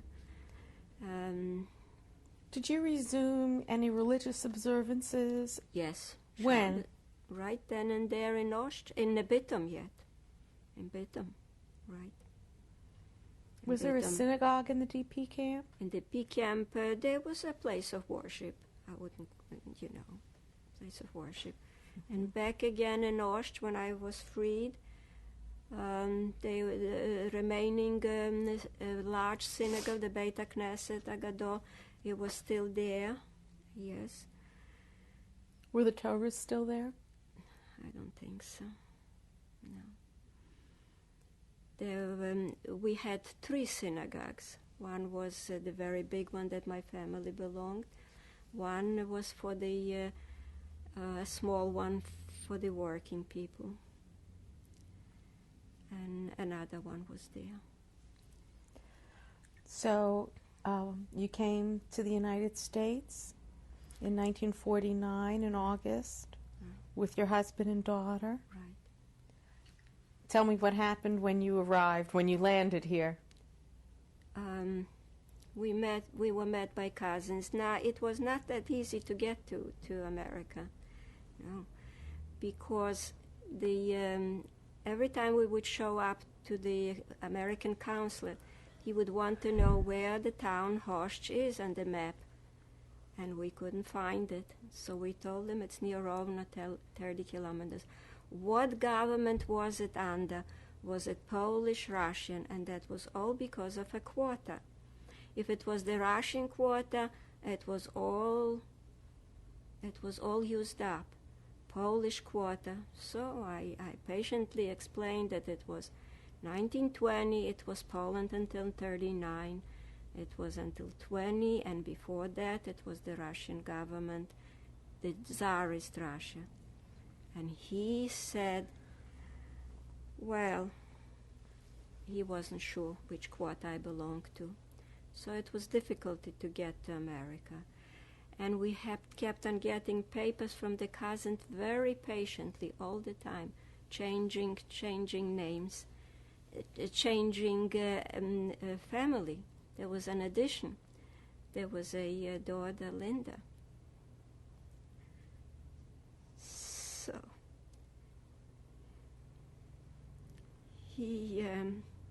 but we got the papers, the new ones. And finally, no quota helped, but the International Refugee Organization was established and took us, even the boats, the passage was free. Passage was free. And we arrived on General Hawes to America. We were met with, just cousins that we never met, but I used to write to them in English from the peace camp. I wrote to them to America, and I also wrote to my uncle, and he must have been agnostic, because every time we say thank God, he would tell my family, I don't know why she always talks about God. He was a bachelor, but a very nice human being, and he prepared an apartment for us and everything. And where did you live? But we couldn't come, so he had to give it up. There was great difficulty getting apartments here. But when so you he got thought he'll prepare it, yes. When we got, we lived in a one-room apartment, and my uncle came and he saw, no, that wouldn't do, so we moved to a furnished basement in Brighton Beach, and we stayed there. And Linda spoke Yiddish. Linda, our daughter, spoke Yiddish, and she played with a friend, and she learned English, but she spoke Yiddish for a whole year. And then she learned English also. We stayed in this basement apartment until we got an apartment in the Bronx. And when did you move? When did you have your second child? Second child was born in 1952 in the Bronx, and she was born in Mount Eden Hospital. And her name? It's Sheila Shlomit Brucha. She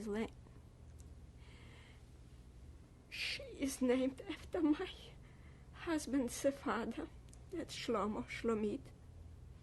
And Brucha is her great-grandfather, the one that was in Berdichev, my mother's father. And since I wrote to my brother, he said Shlomit Brucha is the right name. That was her Hebrew name. And she, and of course in America it was Sheila Beatrice. And did you resume your education at any point? Not right away, no. But I studied English always at home and private, and improved it. And my husband Irving worked for the Hudson Paper Company for many years, for 30 years. They were landsmen of ours, and he got the job there.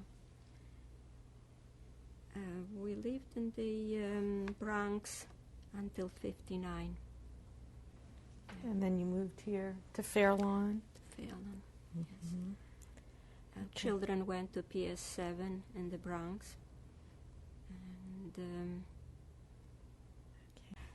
And tell me how your life has played out. So far, as you can see, it always on a way up, always improving, always better. And of course, it's a great accomplishment to come to America, and 10 years later to buy a house. In 1959, we bought the house. And my husband was the only provider. The children were in school, and I was home. Did a lot of cleaning, and they were very annoyed with that.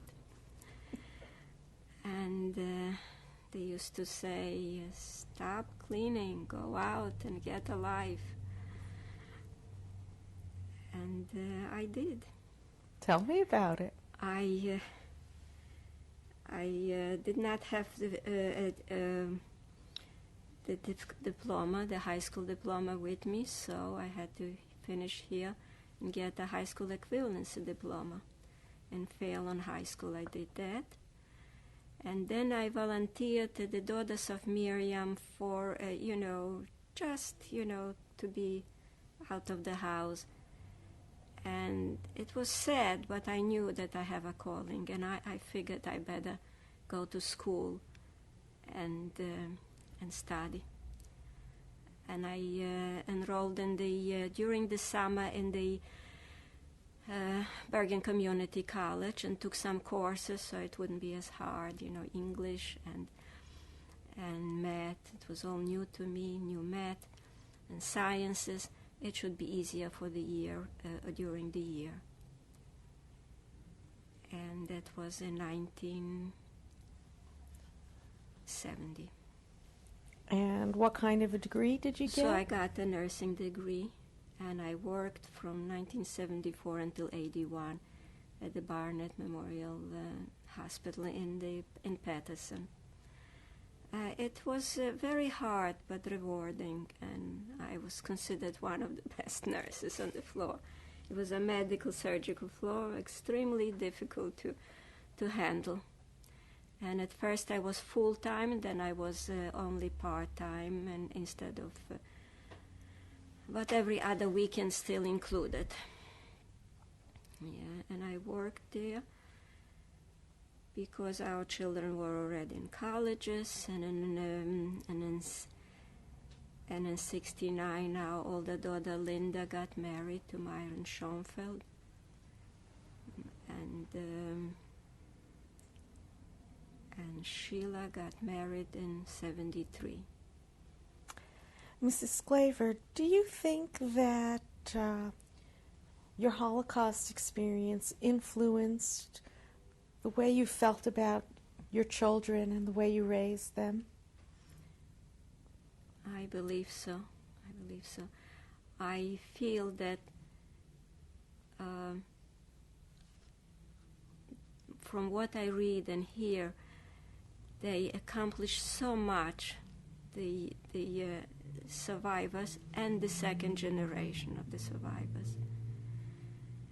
I wanted to tell the children about my horrible times, and they were too young. But when they were older, I couldn't talk about it anymore. And those were the worst time of my life, because at first I wanted to share with them. I couldn't even share with the family that was here in America, because they didn't understand.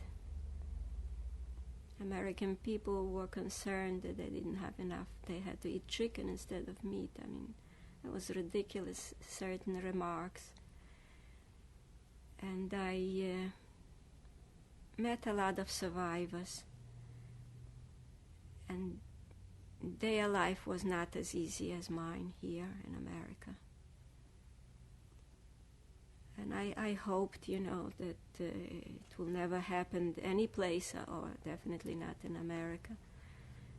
I was very protective of the children, very protective. Worried all the time. If they were late from school, I would be worried. They could not join any after-school activity because they have to be home on time. And apparently it carried over some sort of a fear. But in time, it wore off. It wore off. Yes, I wasn't cleaning anymore the house. I wasn't worrying about cleaning the house. I was doing useful work. And I was earning, of course. First time, as also a breadwinner.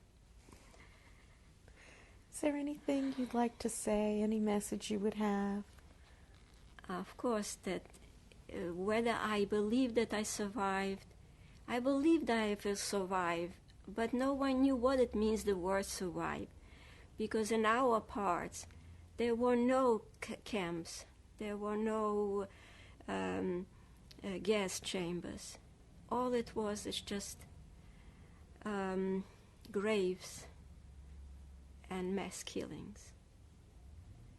And we were not only treated by the Germans so badly, but also by the Ukrainians. And so when I thought of surviving, I always thought I will land in Palestine, where I can be free. This I even dreamt when I was in the forest at Marinas. And that helped me to be there, to spend the days, the endless days.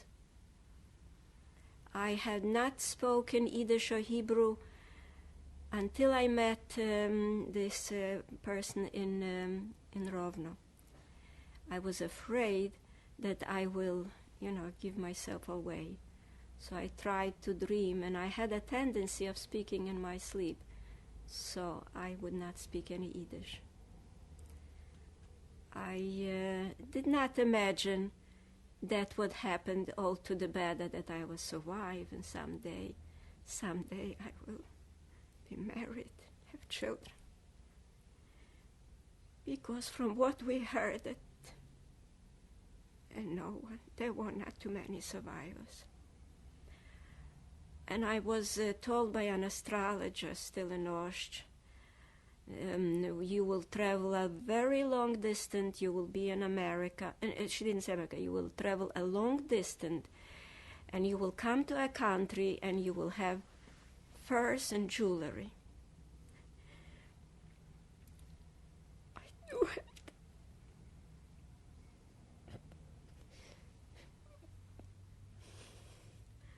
But the most prized jewels is my husband, my daughter Linda, son-in-law Myron,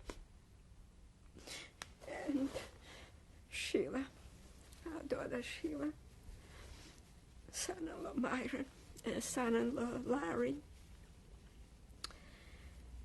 and my granddaughter Zoe. This is Linda's daughter, and granddaughter Abby, and the twin grandsons David and Jonathan, Sheila and Larry's children. And he has not succeeded. The Jews had many, many Hamans and Hitlers. I think he probably was the worst. So from what I hear, how other survivors accomplished and what they accomplished, and the second generation, what they did, what an asset they are to the Jewish people and to the world at large. I certainly can say, Am Yisrael Chai V'Kayam. Thank you for sharing your story with us. Welcome. May I also add that if any one of the interviewers are as capable and as compassionate as Ruth Meyer, I think the Shoah Foundation is in good hands. Thank you. And thank you, Richard, for being patient and so well doing your job. Thank you.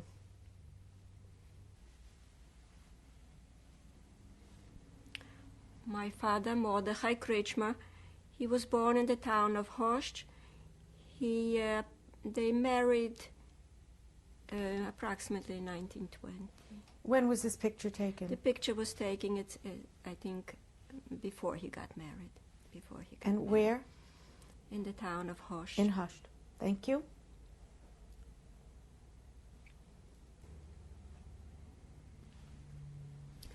This is my mother, Hinda Kritschma. Her maiden name was Golda Bitter. She was born in Berdichev and married to the town of Host. It was the times of the Tsarist Russia still. When was this picture taken? The picture was taken just before she got married, and she perished. How did you get the pictures? The pictures were at my cousins in New York, and they gave me the pictures, and I enlarged them. Thank They you. must have been postcard-size pictures, and enlarged them.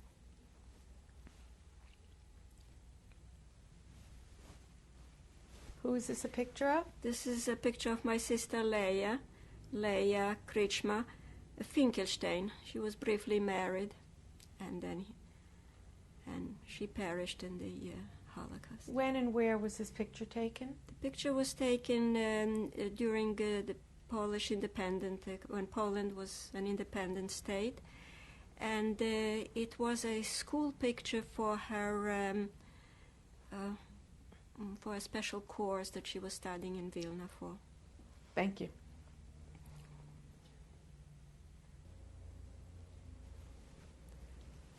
This is me.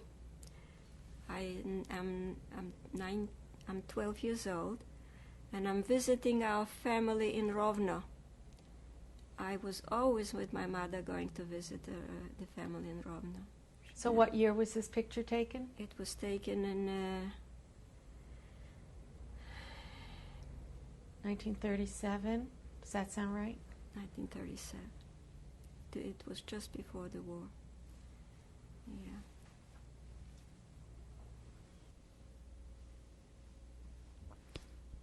On the left is my sister Paula, the one that survived in Russia. And I am on the right. This is also a visit to Rovna, in the backyard of our family. It was a visit from a cousin that came to visit from America. So what year was this? It was 1936. Thank you. Picture was taken of the school, of our school Tarbut, Beta Sefer, is Tarbut. And When was this picture taken? 1938, And which one are you? in the banks. Is that the third row on the left-hand side with the bangs? Is that Right, you? Right. And your name? There? Yafa Kritschma. Okay, thank you. This is my brother Abramchik on his way to to Palestine as a chalutz with his wife Rachel, Berland, and Kritschma, Which one is your brother? the blonde one. Okay, is he the middle with row The middle row on the left? on the left. And his And wife his is next wife to is in the him. beret, in the blonde beret, in the white beret. And when was this picture taken? It was taken in 1932. Thank you.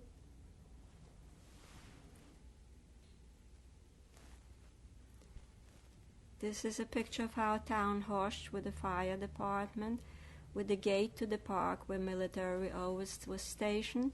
A few homes you can see. Our house is not seen here. It was far away. And when was this? 1939 was the picture taken. Thank you.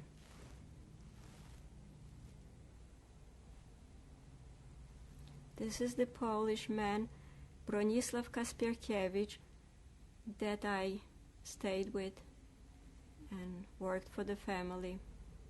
But even though he knew I was Jewish at the end, he never harmed me. Do you know when this picture was taken? The picture was taken, I was already in America, and I received that from them in a letter. Thank you.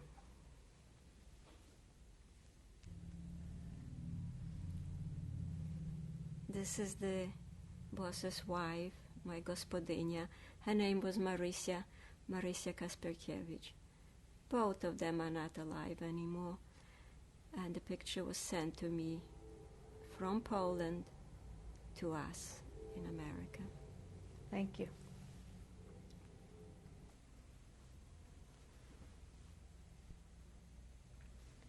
Tell me about this picture. It was taken in Bitom. We were getting married we got married in 1946, February 2nd, and tell me who's in this picture. Give the names, please.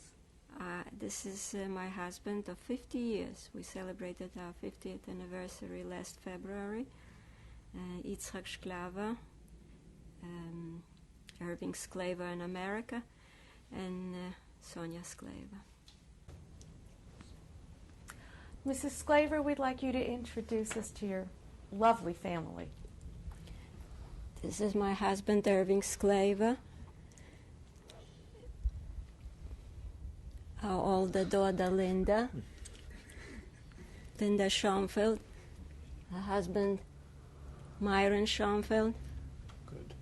Zoe, our granddaughter Zoe. And our daughter Sheila. Husband Larry Cantor. Abby, our granddaughter Abby, their daughter.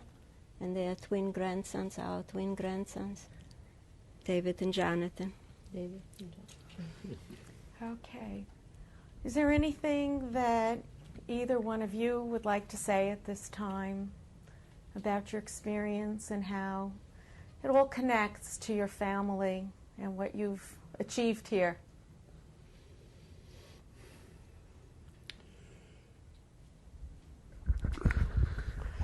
Well, I would like to start from the beginning, if I may, from my little girl, which I knew in Osht, went together to school, and I used to look at the pop, and I always was thinking, this is the kind of girl I would really love to have for my wife. And nobody knew at that time, and I was thinking ahead, way ahead, and then started the war. The war started, I went out, ran away. I went all the way to Asia. Everybody knows Tashkent, and then when the war finished, I sent a letter to Osht. We had a neighbor, the priest, and I knew he's a gentleman, and I think he would know what happened to our family. He knew the family very well, everybody. I don't know if you remember me. I was the youngest one in the family. But anyway, I sent him a letter to find out what happened to our family. In no time, I got answer from him. Sorry to tell you, all your family disappeared, were killed. It was very hard to take.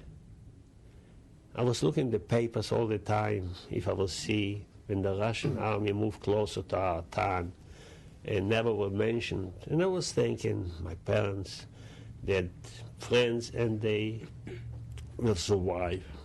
When I received the letter, nobody is alive, and I asked him what to do, and he's telling me, I don't think he had anything to do to come home. No survivors from your family. And he gave me some names who survived. And between them was a little girl, and her name was Sonia, from names, this is what we used to call her. My heart was beating. The youngest one from our whole family. I knew her very well. Their store and our store was close each other. And we saw in the school all the time. And this little girl's wife, my brothers, such strong people, were hiding, could go hiding in any place. Money we had and so. And they were killed. And this little girl is a miracle. And I was the youngest one of my family, and I survived. Everything was going on so fast. And I started to plan how to go home.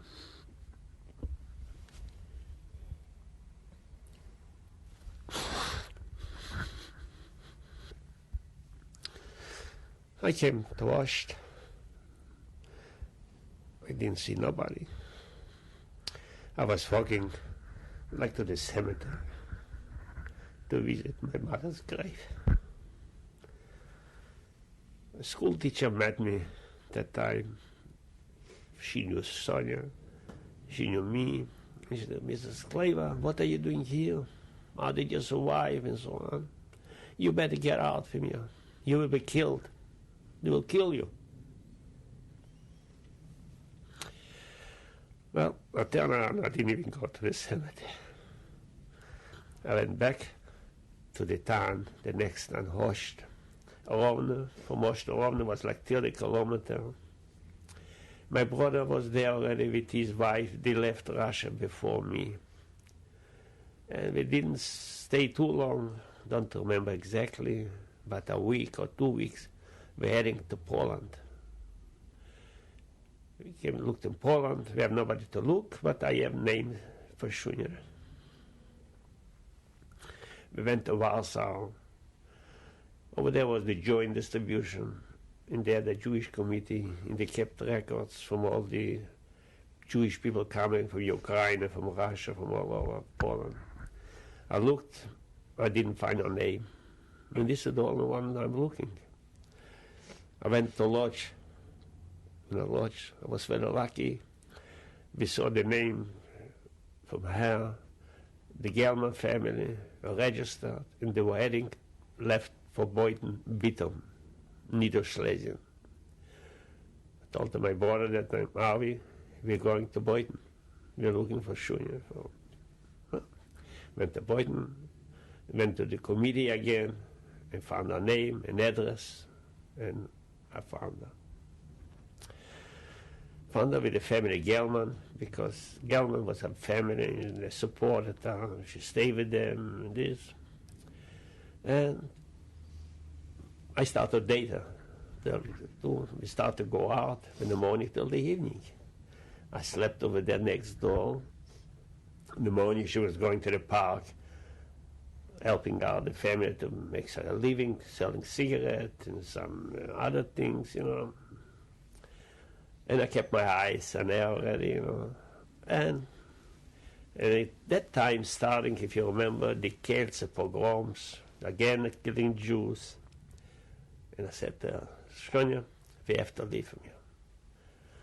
We have to go away. It will happen again. We have nothing to do here. We go to Israel, let's go to Germany, from Germany go to Israel," and so on. Well, she was very smart, and she said to me, "I'm not going with an unmarried man. You're a young man, and I'm young, and I'm going with a family, and I wouldn't leave." Then I said, "All right, let's get married." It didn't take too long, but she didn't give me a yes for an answer right away. It was very hard to take it. Well, the reason I asked her, because I knew from before, if my father would be alive, and her father and family, and if you know that I married Sonia, she would be accepted.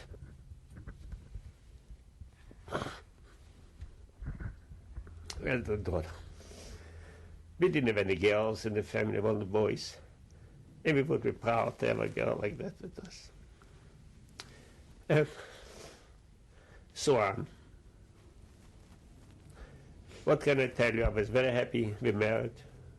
She asked her brother, and okay, till we got the letter, we got married. And I think I'm happy, she's happy. And we have a wonderful family, wonderful 2 children, grandchildren, wonderful 2 son-in-laws, Myron and Larry. We love them all. And what can I tell you? I love you.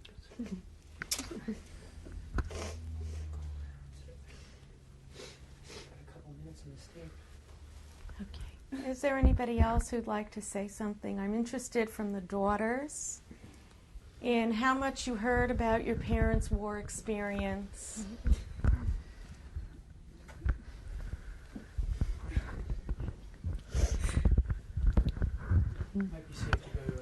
I wanted to hear from the daughters how your mother's Holocaust experience affected your relationship with her and with both your parents, since they're both survivors? We knew very little of my mother's experience growing up, more of my father's. But it wasn't until after we were married that. Why do you think that was? I don't think my mother talked about it with anybody. Maybe a niece once for a series of months, I think she spoke about it. But we knew how, we knew there were a lot of secrets. It was very difficult. And I remember as a child looking through my mother's jewelry box, the way kids do. And there was a cross. And I used to think, gee, maybe that's part of the secret. Maybe she's not really Jewish, or I really didn't know the whole story. And then I may have asked her, or it may have come out later after Larry started to ask questions, that the cross was actually a gift from the Polish family, that they continued to send money and clothing and gifts to, all the years following.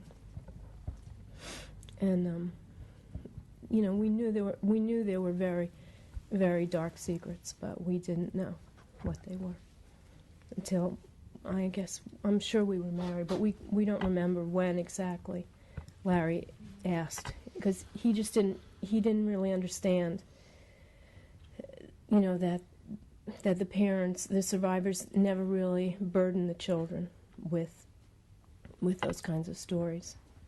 It was more, you knew they survived. You didn't know how exactly, and I think it was mostly to protect us.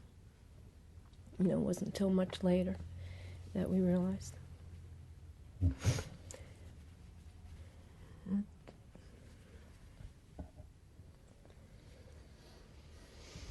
Yeah, I agree. I think that everything that we know about our parents' experiences is really from my father.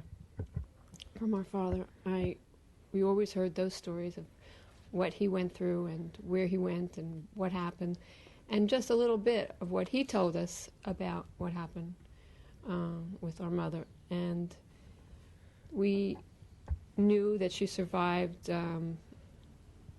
because she didn't look Jewish, and that was part of her whole experience.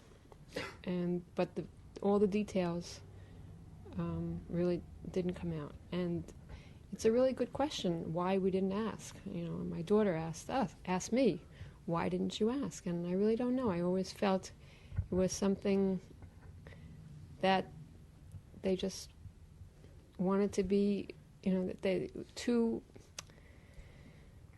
hard for her to really talk about. Though maybe she really wanted to talk about it. It was too hard to know. I think the whole atmosphere in the house was that you shouldn't push too hard on those kinds of things. But as far as what happened in the war generally, and what happened to us right before we left Europe, we knew all those stories. And all the connections between the people who survived here and survived in Israel, and always very Zionistic, and always heard the stories of how my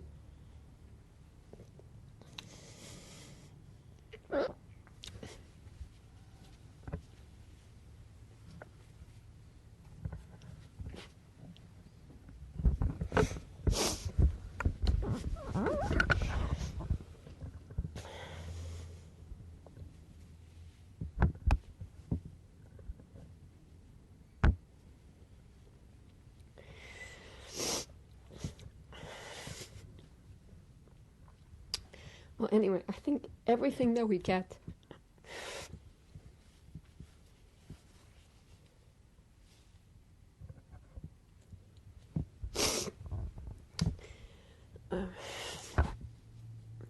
all the good feelings that we have about being Jewish and about loving Israel and continuing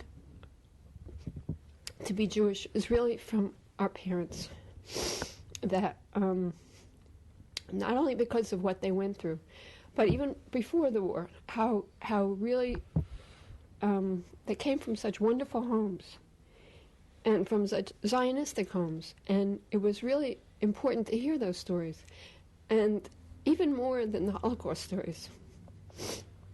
I think those stories really made a wonderful impression on us and really gave us something to pass along. And I'm always very proud of that. I always tell everybody about that. And I think that it's really a shame, that all that was lost. Because it was a wonderful time before the war, with a lovely town that wasn't so poor, that had all its interesting characters. And I hear those stories also from my aunt, from my mother's sister, and she knows a lot further back than my mother. She's much older than my mother. And it's great to hear those stories, and I think it's wonderful that you're recording that, because it's not just the Holocaust, it's what was lost from before the Holocaust, how sad that is. Because it was a wonderful time, and a wonderful time for Jews.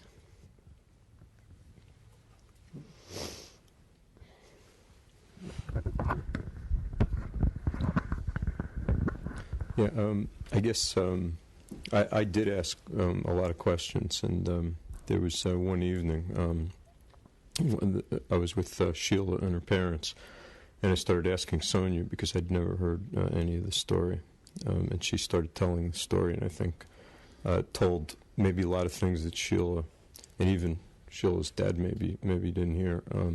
I come from a family that is not too religious, and both of my parents grew up in New York, and so didn't live through this.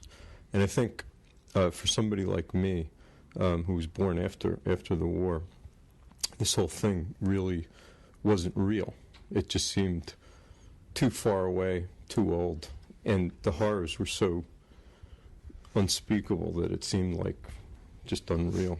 And so for me, joining this family, it made all this real. And I think that also is why this is so important. I think people grow up, it seems, it's history, and it seems so horrible that it's really hard to believe. So, when we had children, and even though I wasn't brought up in a religious way, I felt like after what Irving and Sonia went through, I understood more, I think, the importance of preserving not just the religion, but also the culture. And I also felt that, it's the very least we could do, to honor them. For Irving and Sonia.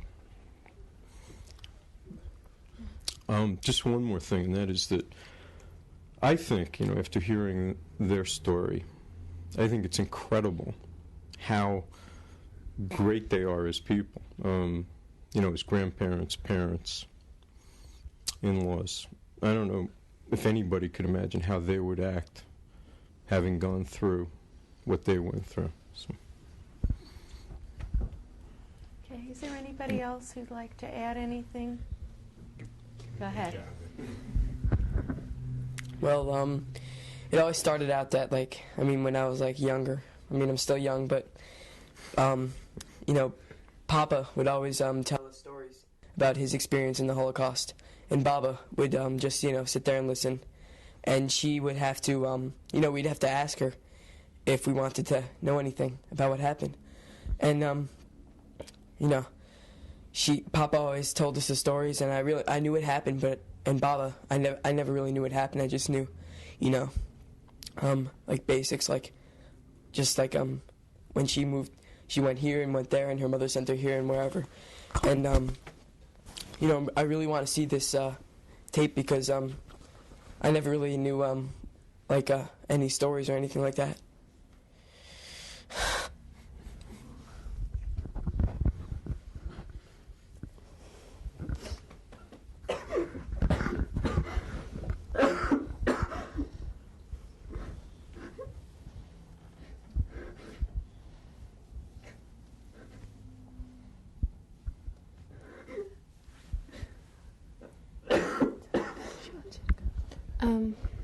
I just want to say that this tape is very important to me because it's very important to me to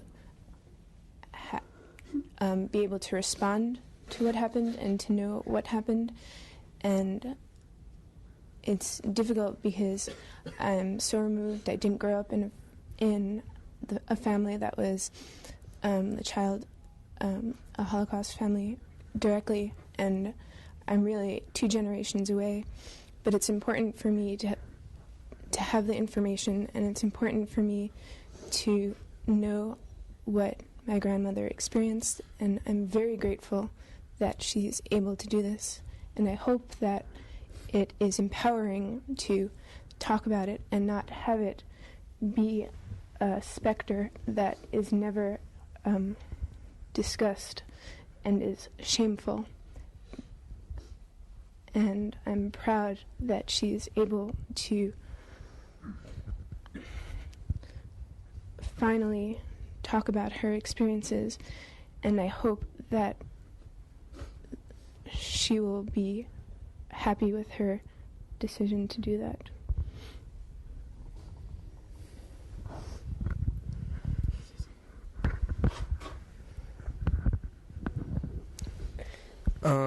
Like at school, sometimes we talk about the Holocaust, and I've written a report about Papa, talking about the Holocaust, and it's just so terrible, like what happened and everything. But it's so great for people to know, and I'm so happy that everybody's doing this kind of thing, because people have to know about what happened, and people can't forget.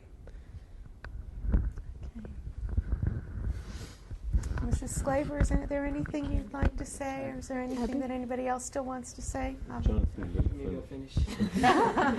Okay. I'll try to hold it together this time. Anyway, I'm reading a book right now about the Holocaust, and just the stories are like really amazing about some of the kids, what they went through. And all I can think about when I'm reading is Baba and Papa. And how it's so amazing how they survived. Both of them being the youngest, how they made through the tragedies and everything that happened. And thank you. Abby wants to say Abby? something. I think that everybody in our family sees Baba and Papa as not only great-grandparents and parents, but as very special people. And I think the fact that they survived the Holocaust makes them that much more special. They have all these experiences to share with us and advice to give us, and it makes their advice and what they have to say that much more valuable. And I think our family also has a lot of respect for our grandparents, not only for what they've been through, but for the values and the tradition that they've passed down through the family. Okay. Thank you.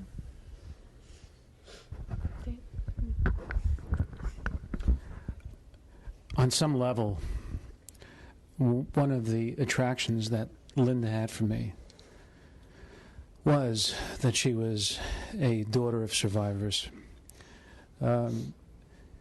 because I felt that linking with her was linking to this authentic event in Jewish history, and to the wonderful civilization that preceded it that Linda spoke about. And as Linda said, I feel the same way, that through her parents, we see not only their heroism in surviving the event, but also they mirror the wonderful civilization and the culture that flourished in Europe for so many generations and was so completely eradicated, but for these few survivors and for what they've brought and taught.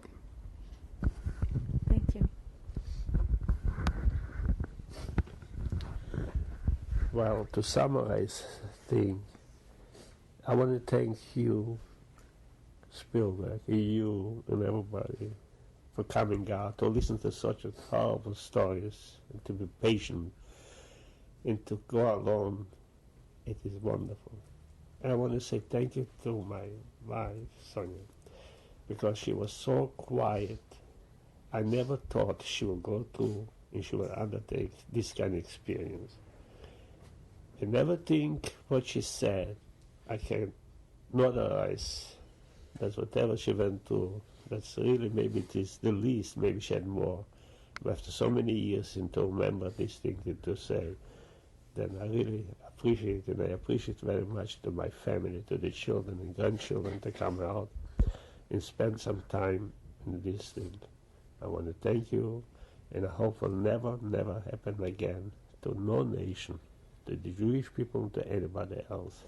Thank you very much. Thank you all very, very much.